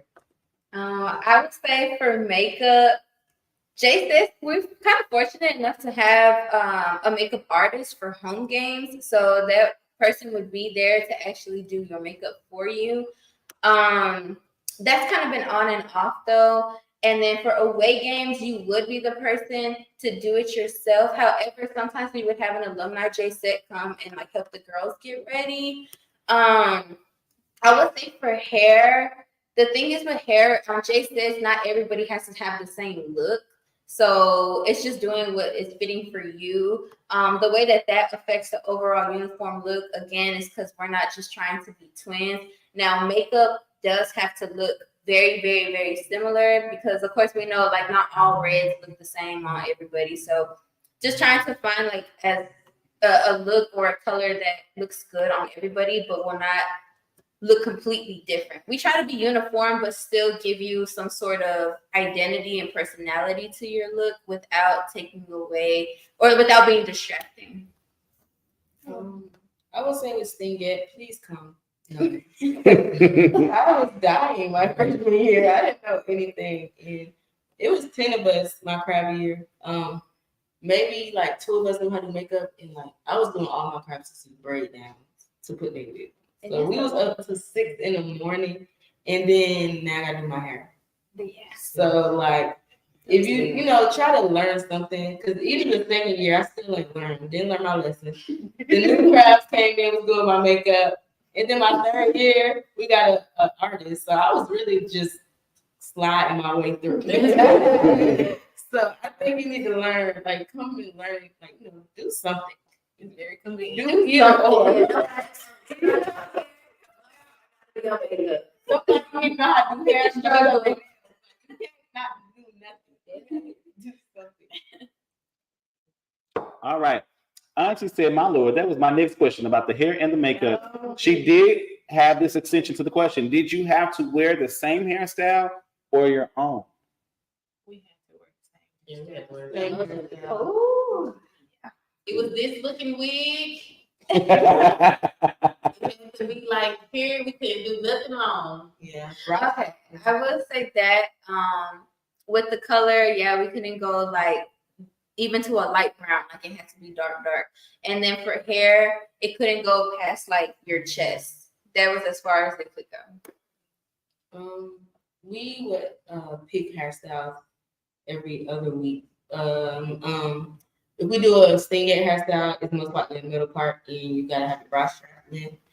And then after that, it's whatever they tell us, and then we just gotta get it. Okay. All right, we're gonna move into our next question. If y'all have any questions, start getting those in the comments now, because we definitely want to address those as we are in the last segment of our show. We're not gonna belabor y'all tonight because they have a full day tomorrow. All right, so let's talk about this. How did COVID affect the way your team functioned and how the season ended during that time? How do you feel your team functioned during that time and what the season was like. Because I know we do have a COVID captain here, so I definitely want to shine light to that. Miss Brianna is our COVID captain. And one of my faves, but I do feel like her, as a spectator, I feel like her season was shortened. And I know we talked to other COVID dancers and captains, and they gave their perspective. So I wanted to get your perspective on that. Yeah, I feel like COVID was flawed because we didn't get to do nothing. Like, we couldn't do nothing. They wanted that. Like, we practiced for a whole semester before all the games. We were supposed to do, like, our team, we did prepare or start like a field show. We were supposed to like record some because that was going to try to be our way around it. But we never got around to actually do that because once the season started, it was real hectic. I feel like the guidelines didn't make sense. Like, y'all want us in the stands when we like 2 feet away, but on the field, we're like spread out. So I'm like, why would y'all take away field show? I felt like I was never a stand girl. Yeah, I hate stands actually. So like I feel like I was robbed because I'd rather show like my talent on the field because I can be more creative. You know, when you're in the stands, you're limited. Like, yeah, we stood on the stands, did all that, whatever, but like I was still limited of my creativeness because I just gotta like, you know, figure it out. So I feel like I was kind of robbed. But I ain't gonna question God, you know. I'm here, so yeah. You know, I enjoyed it, but it did make things weird. But y'all ate though. Like I feel like you ate for a season to be as hectic, as unknowing, as confusing as it was. I feel like the Stingers still put a great product out doing those limited games that y'all were able to play, and y'all were one of the few teams that actually got to show themselves more than one time. I know talking to Kivia last week, Kivia spoke how they never even got to do a game. You know, they had to do like a little pep rally, and then they had the virtual battle. But y'all got to do it like 5. We got 4 games. 4 games. I got like 3.5 games, but whatever. But, yeah, we have 4 games, and you know, I did enjoy them, but like I said, you know, I wish. But, hey, you know, I helped that through my other years, so I mean, I guess that's what I was supposed to do. And then I want to bring in Kaylin and Troy because y'all got the experience dance during those seasons. So what was that like for y'all during COVID? Like, how do y'all feel being a dancer on the line during COVID? Was that confusing? Was that hard? Was that depressing? Like, what was that for you? Well, we only had 1 game, but we it was like, yeah, it was more so to me, it's just annoying. Like all our practices, it started off on Zoom. So like we're like pausing and playing practice, pausing music and playing music over Zoom and videos. It was just more so like, to me, it felt unproductive. Like for a long time, it was just unproductive because it's like very hard to clean a new girl, a group of new girls on Zoom. Like I just feel like it was really unproductive and kind of a waste of time because by the time they get in person, nobody's gonna look alike. Like you're gonna be doing the count how you do it. It looks like this on Zoom, but then like you've never danced with us. So to me, it felt unproductive. But eventually, we did start to be able to come in person or whatever. And that was the year Cheyenne was captain. I feel like it was honestly a good year though. Like I still don't feel like it was a bad year. I feel like it was a nice year. Like I feel like we made a good statement that year, especially like coming from 20, like just the years before, like the 2 years before. I think it still was a decent year. It just was like it just was like, what's the word for it? I don't know. It just very unproductive at first. Like yes. And I also want to like shout out to Clay because we didn't have nobody like it was a lot going on. It was a lot going on, and so now me and Shy just like trying to figure this thing out. So we did reach out to Quay to like help, and she was like willing to like help us out and stuff like that. Where we didn't know what to do, we was answering to somebody who didn't know nothing about dance and stuff like that, you know. So it just was helpful to have Quay during that time. So she was like our COVID coach. Like we say that all the time. Like she was like our COVID coach. Like she would help us, like because we couldn't do everything for real. So yeah, that's how our season went though. Y'all did good. Thank you. Troy? Well, so I remember wearing the mask. Well, okay, so I tore my ACL during COVID, and so COVID was just not the best. I remember we was in the studio, and everybody gotta go, And COVID's here. I was so lost for everything that's going on. So in the midst, I was still taking class, being disobedient. And I tore my ACL, so I couldn't even come back for that final year to like do COVID with. So I just went to go dance professionally, which was all good. So I didn't really get to hit the field. I really want to go back in time. But sorry, we're gonna leave it. Go ahead. Honorary 20 here. But yeah, I also remember doing the Zoom practices. We actually split the team into two parts. So we had A, go to the actual studio to work together, whereas team B would be the ones on Zoom. So that's how we would split up our practices, was one group in the studio, one on Zoom, and then alternate. And then I think that same year is when they did YouTube on the Yard. So that's whenever they had the virtual homecoming for a lot of the schools. And so, yeah, so the JSS were able to do, that was still a project that many of our schools were able to do. You want to touch on that? No, actually, go ahead. Okay. But yeah, so that was like a cool opportunity there. And then, of course, it's still the fall season. I didn't actually do the spring football season, but from the fall, we were definitely working on different projects, and we did record a field show at that time that never got released. But Jason, we're trying to work on something to be able to put out material for that fall season, but it was just difficult. And then I left to go train for the Army, so I wasn't able to. Come on, Army. I wasn't able to actually go to the spring season, but that's how my fall looked like, trying to be on the team that year. Go ahead. I'm sorry, I just wanted to add, like, with it being unproductive, like, I'm just want to shout out the people who came in and was crabbing during COVID, because I feel like that is so crazy to come into that, like, because they didn't even have a season, and so, like, coming into their vet year the next year, they never had a season. So it's just like looking at like I remember seeing the crabs then, and then going into next season, like they pretty much was still crabs that next year, So also that, like thinking about it, like it was also, that was a factor, like even going into the years, like your vets are pretty much still crabs this next year. Like they really don't know how a game go for real. They don't even know like what, like they don't know a lot, and they're your vets, So I feel like that kind of is still, and it's still, they're still on the teams. Like Tamara, the last captain, she was a COVID crab, so like she didn't have many like full season under her belt, coming in as captain. So I feel like people need to get a COVID class a little grace a little bit, because they didn't have as many, seasons or whatever. Yeah, for sure. But yeah, I was just thinking about that. I'm like, dang, what folks crab? Yeah.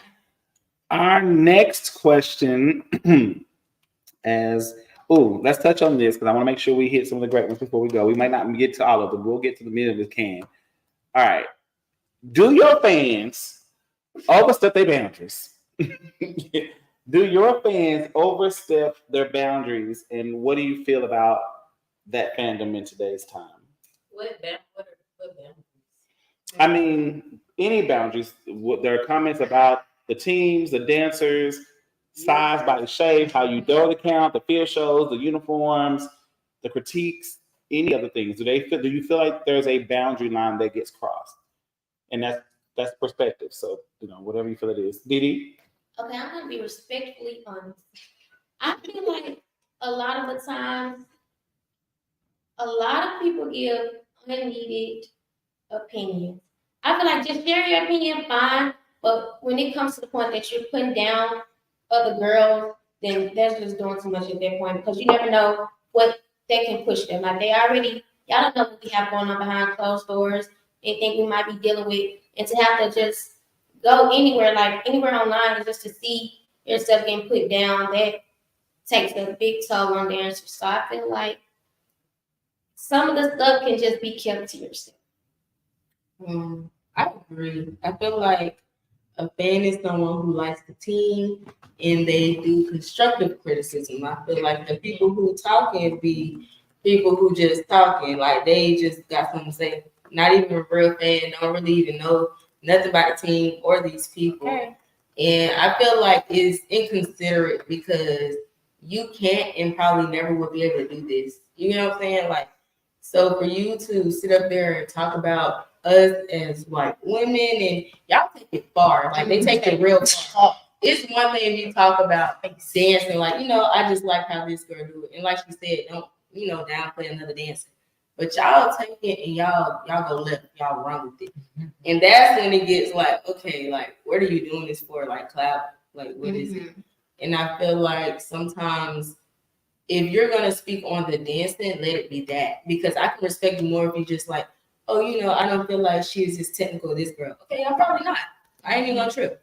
But then you take it and you like, oh, she can't dance, or she this, or she that, and then y'all be in all these groups and just be, oh, then it gets very like blah. But then like when we in person and stuff, you know, you a different person. You want to be in my face, like, no, back up, because just like you are, I'm the same type of person you is. Like, don't walk up to me like that, because I'm looking at you stupid. When I look at you stupid, I want you to understand why. You know, it's like, you know, stay in your place, I'm staying in mine. Yeah, I definitely say the same thing. Like, I miss when fans were fans of the team. Notice the word team, Right. Not just one dancer specifically or favoritism and all that extra stuff. Because when we go through our processes to be on the team, we're not talking about you. It's team. It's always team. So it's not right for the fans to be the ones that cause individualism or that separation. You know what I'm saying? Because that's not what we're about when we're actually on the teams. So it really is a slap in the face to a lot of different people when you are singling one person out, whether it be good or bad. You know what I'm saying? Both of those can be negative in their own way, you know, even if you're not meaning to. I would say when it comes to certain comments, like if they're being constructive, take it to, I mean, hey, just try taking it to the dancer. Hey, I noticed you were off this game. Is everything okay? Hey, you know, I'm an alumni. If you're an alumni, you really have the right to speak, you know what I'm saying? But a lot of these people that, you know, back to the unqualified, you know, people, some of y'all are just people that got a dream and you want to dance, you want to be in the uniform, and sometimes you just can't be in the uniform. You know, my body may be bad to some of y'all, but I still be in that uniform, you know what I'm saying? So, you know what I'm saying? But I will just say, like, yeah, it's not fair whenever you try to purposely cause division on the team or singling dancers out. Everybody deserves their credit. Everybody earned their spot to be there. I definitely just feel like being a good commenter and reaching out and being a supporter is better than taking it to groups or talking to somebody about that person negatively. You know, putting that bad energy out there. It's just, that's whenever you really are overstepping your boundary. It's true. All right. Okay. Well, I feel like we wrapped that question up. All right. Another question. Does your team have cuts, and do you think they are needed? Before we answer that question, I did put in the link for anybody who wanted to come and ask their questions, join, give praise, comments that are nice, because I will cut you off, or ask any questions to the young ladies that are here tonight representing their various teams and eras. You can go ahead and start joining. You'll still be able to hear the show behind the scenes, and I'll pull you up as I can, but be brief or I will cut you off. Okay. All right. So with that being said, here we go. Does your team have cuts, or do you think they are needed? Yes. Yes, what? Yes. When I was on the team, we did have cuts, but as the season went on, everybody started making them. Yes, I do feel like they are needed because everybody doesn't always, you know, be up to par. You know, maybe you don't learn as fast. Maybe you just need work in the area. Maybe you're doing the dance and not performing it. I don't know. But I do feel like it's necessary. I do too. I feel like cuts are definitely necessary, but I don't. Since I've been on the team, though, we haven't had too many cuts. If I'm honest, like if they're cut, it's a rare occasion, and it's just like, yeah, you're just absolutely not getting it and absolutely not ready, like, you know. But we haven't had it's not like a regular thing. Like every week we have tryouts for a dance and or whatever. Like it's kind of expected every week that everybody's gonna dance. And then if you just are really sticking out and really struggling, then you get cut. Yeah, JSS got cuts. We got 3 cuts a week. So, you have your running cut, you got your stance cut, and you got your field show cut. And you can't just do one or the other. You have to pass all of them. We start with running, and if you fail that, you're automatically not going to dance, but you still have to go through the cut process for all 3 of them. Now, I will say the running is the worst part, but it's been part of our history for the past 50 years. So at this point, I don't see them ever getting rid of that because that's just tradition now. You know what I'm saying? You shouldn't get rid of something that's just been working, I will say that cuts shouldn't even be a thing. I feel like your team is really a reflection of your leadership. So everybody should be out there as long as you're doing your job. You know what I'm saying? So as long as you're making sure your team is straight, then there's no reason that a cut should be happening for anybody, as long as like everybody's hands-on and doing their part and making sure that the team is doing what they're supposed to do. We have cuts because look, I ain't getting. I got cut for a child. That thing is hard. Yes, it's hard. So I understand the purpose for cuts because it's the whole new style. I feel like throughout the season though, eventually you should grasp onto it. I'm on the fence, don't just put something crazy in the field show if you just know it's not the team that you have. That makes no sense. I feel like as the captain you should be you should make sense when you do things. I just think everything should make sense. If you're gonna make a field show up and you got your girls that's hard hitters in this portion and your girls that's hard hitters in another portion, then accommodate, because I feel like that's also is what makes a field show, is what make it different. But I do agree with cuts, like she said, if you just absolutely not getting it, because I understand those people, because I was not getting it. I understand, but it's just if you know what type of team you have once you have them, so adjust. I'm not saying downplay yourself or your team, but you got these technique girls, you got the girls who gonna book out, you got the girls who gonna show, the expressive all they need. So I would just say accommodate, make it make sense. Agree. Anybody else? No. Anybody else?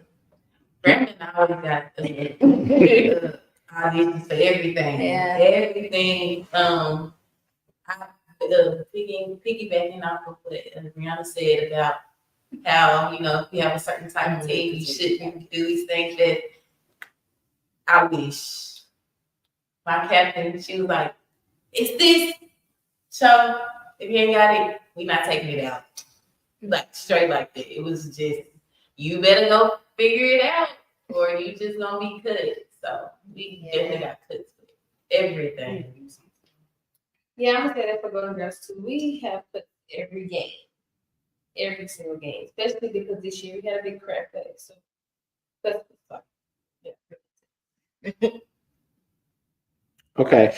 Also, I have a quick interjection. I know we have someone behind stage, and then I have also an additional question that I'll put up. Troy, because Orchis is a dance company, and I believe you're the first Orchis we've had on the show, if I'm not mistaken. I may be wrong. Wow. Okay. Can you give a little more insight into the Orchis process for the dance company, especially when it comes to making the dance line for the band and making field cuts and all of that? Because your process is a little different, if I'm not mistaken. Is there any way that you can give a little more light to that? So they have a new director now, so things have gotten lighter than what they were then. But I'm talking on my experience now. They'll have virtual auditions. They'll ask you to send in a picture in arabesque, or they'll send you a dance that you need to do, and then you need to record it in whatever particular requirements or whatever. And then if you're good enough, you're going to get a yes. Now, doesn't matter your weight. They're not strict on weight. Yes. You get there, and then, let's say now they have 10 something. So they choose like 10 line dance, like girls that gonna dance in the band. And then the rest, they have like company members or apprentices. So meaning, when I was there, company members, that's anybody that's just got a yes to be in the company, yeah. The girls that danced previously, 9 times out of 10 gonna make the field. Now, the apprentices or company members can always take your spot. Like you don't have a set spot. Even the for sure girls, it's not really politics on orchestras. It's about show you got it. You dancing this week. Like you might not dance next week. You dancing this week. You just never know. You never know. So yeah, you can get a yes to get in the company and be an apprentice, but you just have to work your way on to learning all the stands, learning the field show and all that other stuff, and then making every tryout. Thank you for that. I just wanted to highlight that because I know your process is a little different. It's not a solidified team. The team does changes from week to week. So you may see you this one game, and I may not see you ever again. But it just depends on what it is because they are a full dance company. All right.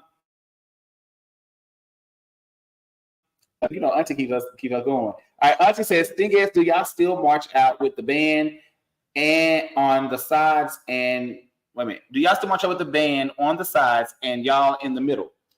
Well, that was new. That happened during COVID because a lot of people kept like crowding us. So originally we walk out in front of the band. The band is not like, well, when I was crabbing and before I became captain, the band doesn't like come on the sides of us, but he started using them as a barricade because bands got like crazy and like we'll be walking in front of the band trying to record and stuff. And it's like not understanding why, like during the season, I'm like, okay, nobody can see us. But like I get it now because it's like y'all are like in the way. Like, what are y'all doing? So like when I was there, because stuff changed over the years, but like when I was there, originally we always was in front of the band, but the band didn't come on the sides of us. But I think he does that now to mostly protect us, so I understand why. But when I was at the last high school day, the band didn't come on the side. And so I think it depends on the game and also depends on the space. Like if it's the very packed game, people acting crazy, okay, cover. Because y'all know they come to try to get in the Stingass spaces. So all right, cover them. Let's make it to the band room.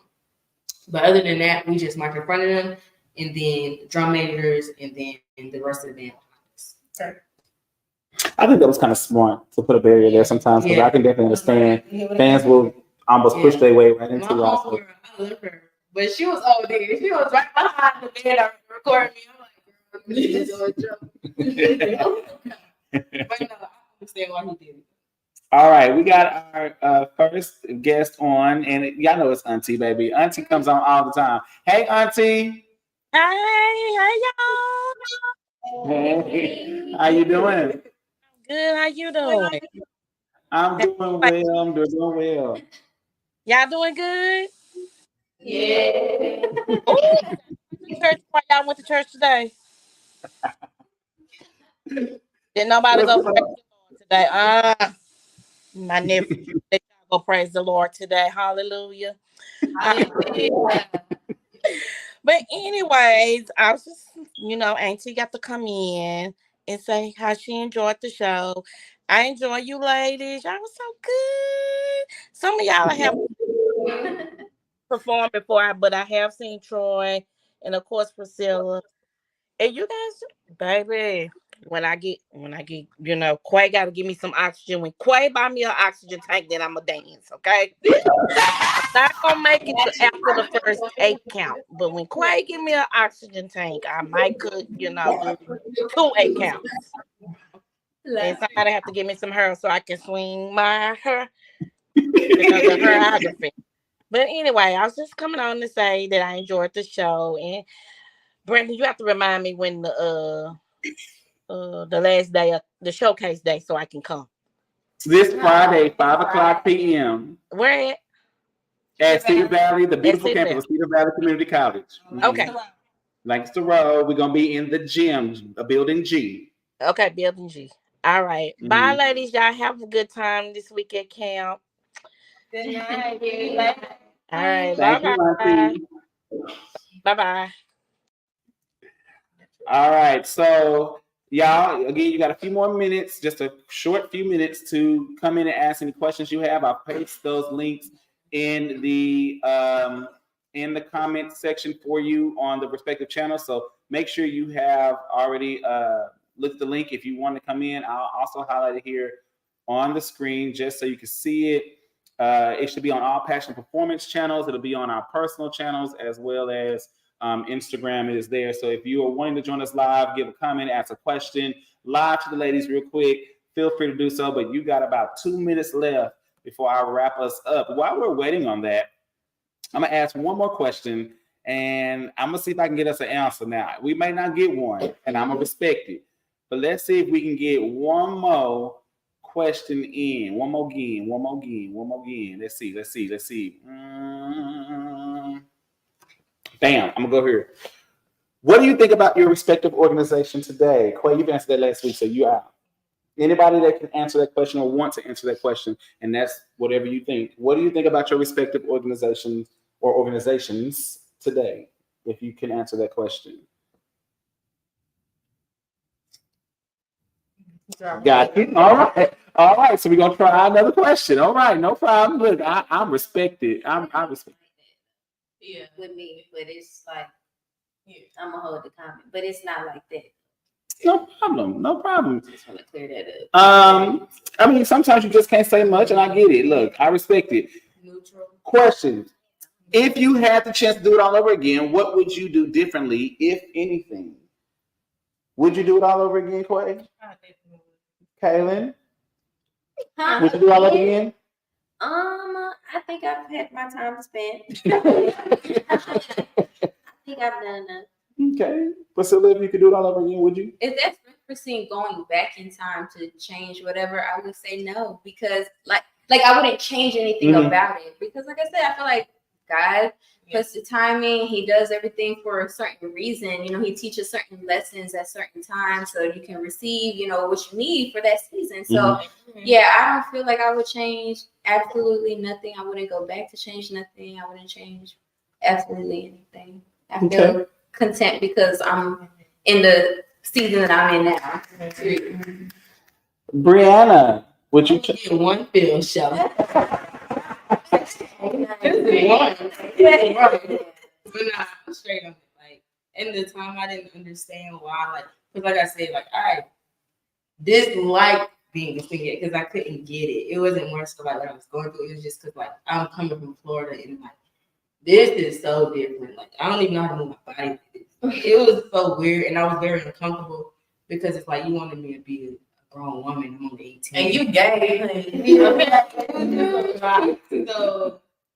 Like I accepted, like you know, now I accepted. Like back then, I was like, dang, you know, I wish I was good enough to make this cut or whatever. But like it was all a learning process. And like you know, I'm not embarrassed or feel down or hard on myself about it now.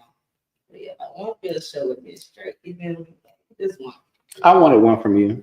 I definitely wanted my one, so I feel robbed as a spectator. You know, something grows out. Okay. So I feel like that's where God wanted to be. Yes. Didi. I would say I would go back in time and change certain things for certain reasons, but I would not do it all over again. I feel like everything, specifically me personally, happened for a certain reason for me, and I'm just not gonna question it. I'm just keep moving forward. Okay. You still in it. Okay, you still in it. But would you go back and do it all over again to be a GG again? I feel like I put in a lot of hard work. Yeah, that's still it. So. All right. Yeah, she got a long season ahead of her, y'all. We keep praying for her strength and health this season. Okay, because if she got to give, she's gonna give too. All right, Troy. I like being grown. Grown and feeling like, but no, I'll just go back for that COVID season. And I'll be more like I would listen more and take everything in for real. Things be going out one year and after the other. And now that I'm at this age, I'm like, dang, yeah, I should listen more. But yeah, I'm good. Okay. So I'm gonna get us ready. I don't see anybody else jumping to join in, so I'm assuming they're okay. I ain't seen no new questions yet, but I'm gonna do this and give them another minute or so, and we'll go down the line. Everybody can say their piece. This is our closing question. I didn't tell you this before, but I have one, and this is the easy one, so it's okay. Don't feel afraid. It's a good one, okay? If there's one piece of advice you could give to someone that wants to be in your shoes one day, what is that one thing that you think they would need to know? Stay persistent. Never let something put you down. Never let anything stop you from doing what you love. Because at the end of the day, at the end of the day, it's about you and what you want to do with your passion. So, yeah, stuff happens. May not be the way you want it to be, but never let it get you down, baby. Because it keeps going and blessings come. Yeah. New days start and beginnings are just keep on going. Never give up. Yeah. And it's somebody who wants to be emotion. I mean, just to be in your shoes in general. So I would hope nobody wants to be in my specific shoes. I feel like you should go do what God has for you. Your purpose probably isn't to be a captain of a swag dance team, and like, so don't wish for, like, if that doesn't happen like that, it wasn't supposed to happen like that. I just pray that everybody does what God has for them at the end of the day. Because ultimately, when you look back at it, it's gonna all make sense. Like, I'm glad I didn't, like, if I was to do that, it probably wouldn't have went the way that I wanted it to go, or just anything like that. So just do your best. Of course, like, give your all. This is something that you want to do. Of course, you do your best with it. But like, if God leads you another way, be okay with that. Be open to that, because it's probably gonna end up better anyway. So yeah, that's all I would say. Yeah, I definitely agree with Kaylin. I think that was a great response, and I'm co-signing that. I would also say that don't be afraid to be different. Yeah, don't be afraid to be different, because you never know who you're impacting on the way back. What is one piece of advice you feel like you would give someone who wants to be in your shoes or follow your path, I guess? Yeah, I agree with Ken on the part, like, everybody has a different purpose. But just in speaking from my experience, I had to take a lot of risks because I didn't have a lot of support from my family members. Like, I had to go to school by myself, I had to figure it out by myself, stuff like that. So I would say, don't let somebody else, even your loved ones, like, opinions make you change what you know. You know what I'm saying? Because, like, granted, I didn't want to be like captain and things, but like, I didn't know that's what God said for me. You feel me? Like, because it was never my dream. Like, oh, I'm just captain. Like, I didn't even know I was saying it for like last minute. So it's like, just go with the flow. And I have that problem, like, to this day with like my actual dance career. Like, I get like overwhelmed and anxious and like overthinking, like, it needs to go this way, because like, I'm a planner. But you gotta realize, like, yeah, you can plan it out, but God gonna take you through a lot of things before you get to where He wants you to go. And you not gonna understand it, because like I said, I didn't understand a lot of stuff that was happening in college, even now sometimes. And you just kind of like, you just gotta do it, like. And like, I also learned, like, be present, because that I regret a lot of stuff because I'm always overthinking, thinking about how to be better, how to do this. I didn't get to cherish a lot of my moments on team because I was too focused on trying to be perfect. That's a good thing. And that's very, like, that's what I'm trying, like, now to, like, capture more moments, post more things, like, just be more present in the moment, because I have memories through verbal, like, verbally I can tell you, but I can't pull it up. I can't show you. Like, if I have kids one day, I can't be like, oh yeah, this was when we went to California. Like, I don't even have these pictures. Like, I've been in California, I've been in Mexico, I've been all these different places, but I can't show you this because, I wasn't present in the moment. So I would say be present in the moment, because you don't know the future. Stop worrying about it. Like, it's going to happen exactly how it's supposed to happen. And, also just never be afraid to like truly be yourself. Like, I had to deal with that a lot because I'm very tomboyish and being on a very sexual team is like people expect you to be a certain way, and I'm not that girl. Like I'm not her. So you feel me? Like you gotta really like be true to yourselves and stop comparing yourself. I know I'm saying a lot, but it's what I went through. You know what I'm saying? Going like being on the team and stuff like I said, I was very tomboyish, so like I was comparing a lot, and I was comparing myself a lot, feeling like I wasn't, you know, like good enough or like didn't look good enough, didn't dance good enough because of how I truly was. And at home, I'm accepted, but I came to a whole nother state with all these different people who wear makeup all the time, who dress up, do all this, and I'm just like the oddball. So it gets discouraging, but that's where you gotta learn to be true to yourself, and that's something that I'm still working on to this day. And just like I just have to think about that because it's like I've been working on it now. Like, be who you are and like be proud of it because it's gonna take you far. No matter like what. And my main thing is be present in the moment now because you don't know tomorrow, you don't know the future. Like I would never have thought I would have been doing workshops now. You know what I'm saying? Especially with me only having 4 games for a season. So it's like you never know who's watching. You never know who admires you. Like she said, you have to go through this for other people. And I'm in the church, like you really have to go through all this bull so other people can like come in and just have no problem with it. So just all that good stuff. One round of applause for that. I would say it's kind of what she said too. Comparing myself, I feel like I had that really bad, especially coming in with the class I came in with, because as y'all know, I didn't really have like actual training. Nobody knew me yet, but my sisters, like they 5. Y'all know my sisters, they 5. They already had names for themselves. Everybody already knew them. So I feel like coming in, it was hard for me not to compare myself, especially like with the internet, because as Priscilla was saying, they gonna always like name pick certain people. So to always see like certain people names be picked, it was like I came with them, and it's like it was never me. I feel like at some point I had to just tell myself like I'm here to do what other people do. I'm dancing, and that's what I came here to do. All that other stuff, everybody else, that don't really matter. As long as I'm enjoying myself, I'm doing what I'm supposed to be doing. I would say that, and don't question it. I feel like I questioned a lot of stuff, like, oh, why this happened, oh, why I didn't do this, but just don't question. Just do it. If you want to dance, just do it. If you try out, don't make things, that's okay. You did it, just say you did it, move on with your life, and that's it. Yeah. If there's one thing, it's okay. If there's one thing that you could tell someone who wants to be in your shoes or follow your pathway, what would that piece of advice be? I would say to never give up because I went through a lot. Okay, a whole lot. I lost my mama and my daddy through those 3 years I was at Alcorn. So it was a lot. I dealt with so much.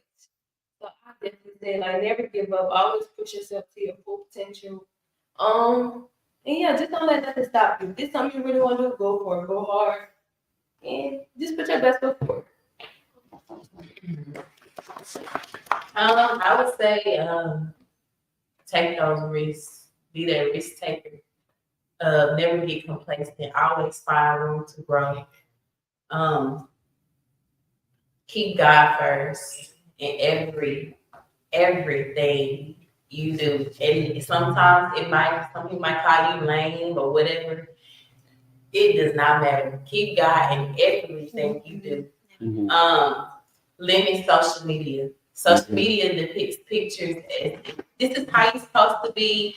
I got this going on. What you got going on? Like it's influence. It's to control your mind basically and influence you to believe that what's posted is true. Everybody come in, limit that. Post what you gonna post and hop off. Like being in the moment. Being true to yourself. Know who you are. You know who you are. Can nobody need validation. I don't look for validation. I used to in college, like, oh, they checking for me. Let me dance for more. Like, boo, it is what it is. I'm me. this is what you're gonna get. You might get a little soft, I might bust out a little hard. I'm gonna take you on a roller coaster. But at the end of the day, it's what it is with me. Piggybacking off of what you said about not saying your name, I didn't say my name either. And I never cared. Like I knew what it was with me. Like I know I'm not everybody's tea. I'm not everybody's cup of tea. So it's just what it is. And just being okay with it. Like I love my friends that I have, but I don't need like new friends. I'm always down to make social connections. Yes, that's important. But like somebody said, like sis and friend, like that's used very loosely now. And I take that very serious. Like somebody says sis, I'm like but me, that's just me. But I'm just feeling these shoes, baby. It's a lot. Feel your own shoes. Y'all, I think we have had such a great conversation tonight, and we did get to everything we wanted to talk about, but definitely touched a lot of topics and definitely had a chance to open up some areas so that you can hear it from the mouths of those who've walked the pathways themselves, who can give you the advice, that can give you the knowledge, that can give you some of the information that they could share so that you can hear from it. And, you know, I love this part of the year every year when I get to see, at least in the last couple of years that we've done this, that we get to see and bring those people out and have a moment to not only allow them to bond with each other, but to bond with them and watch how they bond with the students that they've impacted. This last camp, it just was amazing to see how they continue to pour into the students, even when they had bad attitudes, even when they felt like their feet hurt, or if they just wanted to give up on themselves. Like that, it takes someone driven to keep doing that, because kids these days are not built the same. They are definitely built different.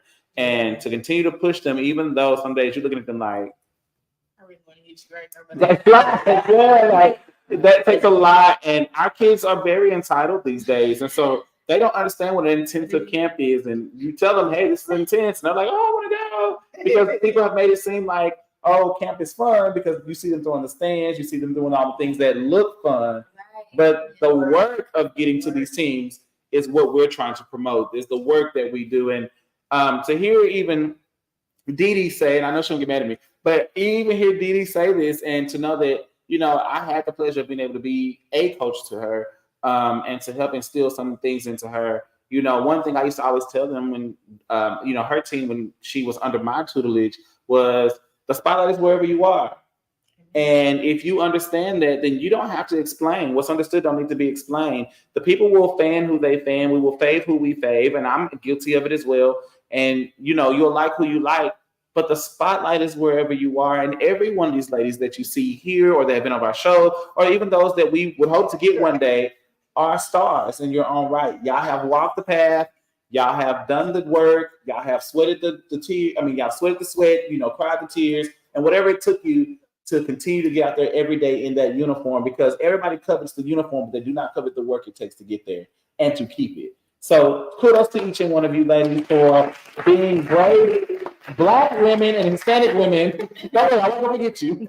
But to be Black and Hispanic women, or Black and brown women that did the work, that continue to push hard through the naysayers, and especially when you had tests and trials, you know, when you're not the fan fave, when you are the different one, when they think this is our style and you're walking into something we do, when they think, oh, she wasn't my pick, or whenever, you guys really open more doors, not only for yourself, but for others who may walk the same pathway as you. And I think that's important to always give a kudos. So, y'all, I hope you've enjoyed the conversation that we've had here tonight. I hope that you have taken in some of the information and the teaching that these ladies do, because they have said a mouthful. Even if they said very little, they still gave you what they gave. And that can take you much further, because, again, our goal is to educate and to continue to help you understand what it is to be a collegiate performer, whether it be twirl, color guard, or dance. We know dance is the craze right now, so we definitely want to continue to give you dancers that have walked the walk. But, you know, we did have a twirler that was supposed to be here tonight, but she was unable to be. But look, she gonna give y'all what she gonna give when it's time. It just wasn't her time tonight. but she's gonna come on and make her grand appearance and definitely give you all of the energy that she gives. Okay. So with that being said, guys, it's been a great night. Corey, you got any final closing remarks? Everybody said everything. This was Oh, go ahead, Priscilla. Wanted to be noted that only 3 people here have been named as captain, and then not even all of us have completed 4 years, you know what I'm saying? And we are still just as impactful. So don't feel like you have to fight for a position. Don't feel like you have to overcompensate or do all of this or do all that to be accepted, to be noticed, to be acknowledged, because we have had tons of instructors come in that have only done maybe 1 year, 2 years, 3 years. It don't even matter, because just again, it goes back to that saying, the spotlight's wherever you put it. Don't feel like you have to be or fight for a position. You know what I'm saying? We're all talking about walking to your own purpose, you know.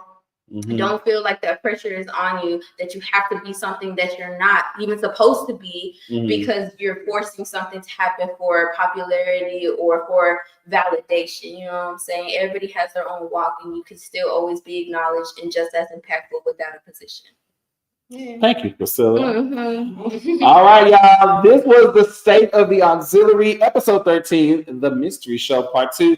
And I hope that you've enjoyed. Now, don't forget, you can catch the replay as early as 8 a.m. Monday morning on Spotify and Apple Podcasts. You can view us on Spotify, listen to us on Apple Podcasts, but definitely go on there. You can find and search for us at State of the Auxiliary, as well as you can find us on YouTube, Instagram, and Facebook under the Passion in Performance brand, and then you'll find all of our State of the Auxiliary podcast information. But on Spotify and Apple Podcasts, again, look and search for State of the Auxiliary. You'll find us there. Every episode is library there, and you can again watch us on Spotify and listen to us on Apple Podcasts, and again, YouTube, Instagram, and Facebook. Now, Facebook and YouTube, you can find every episode. Instagram is live only, no stored lives. Okay, so find us there, and you'll continue to enjoy, and continue to share and get all the information we have shared. We've covered so many great topics and have so many great guests on, from band directors to coaches and to now dancers and performers that you've seen. We continue to try to educate you in the land of auxiliary, band, and all things HBCU and HBCU related. We thank you guys so much. Thank you, Auntie, for coming on. Thank you for all of our commenters that had questions. Thank you, Smash Time, who did not come on tonight, which I'm shocked. But thank you, Smash Time watches.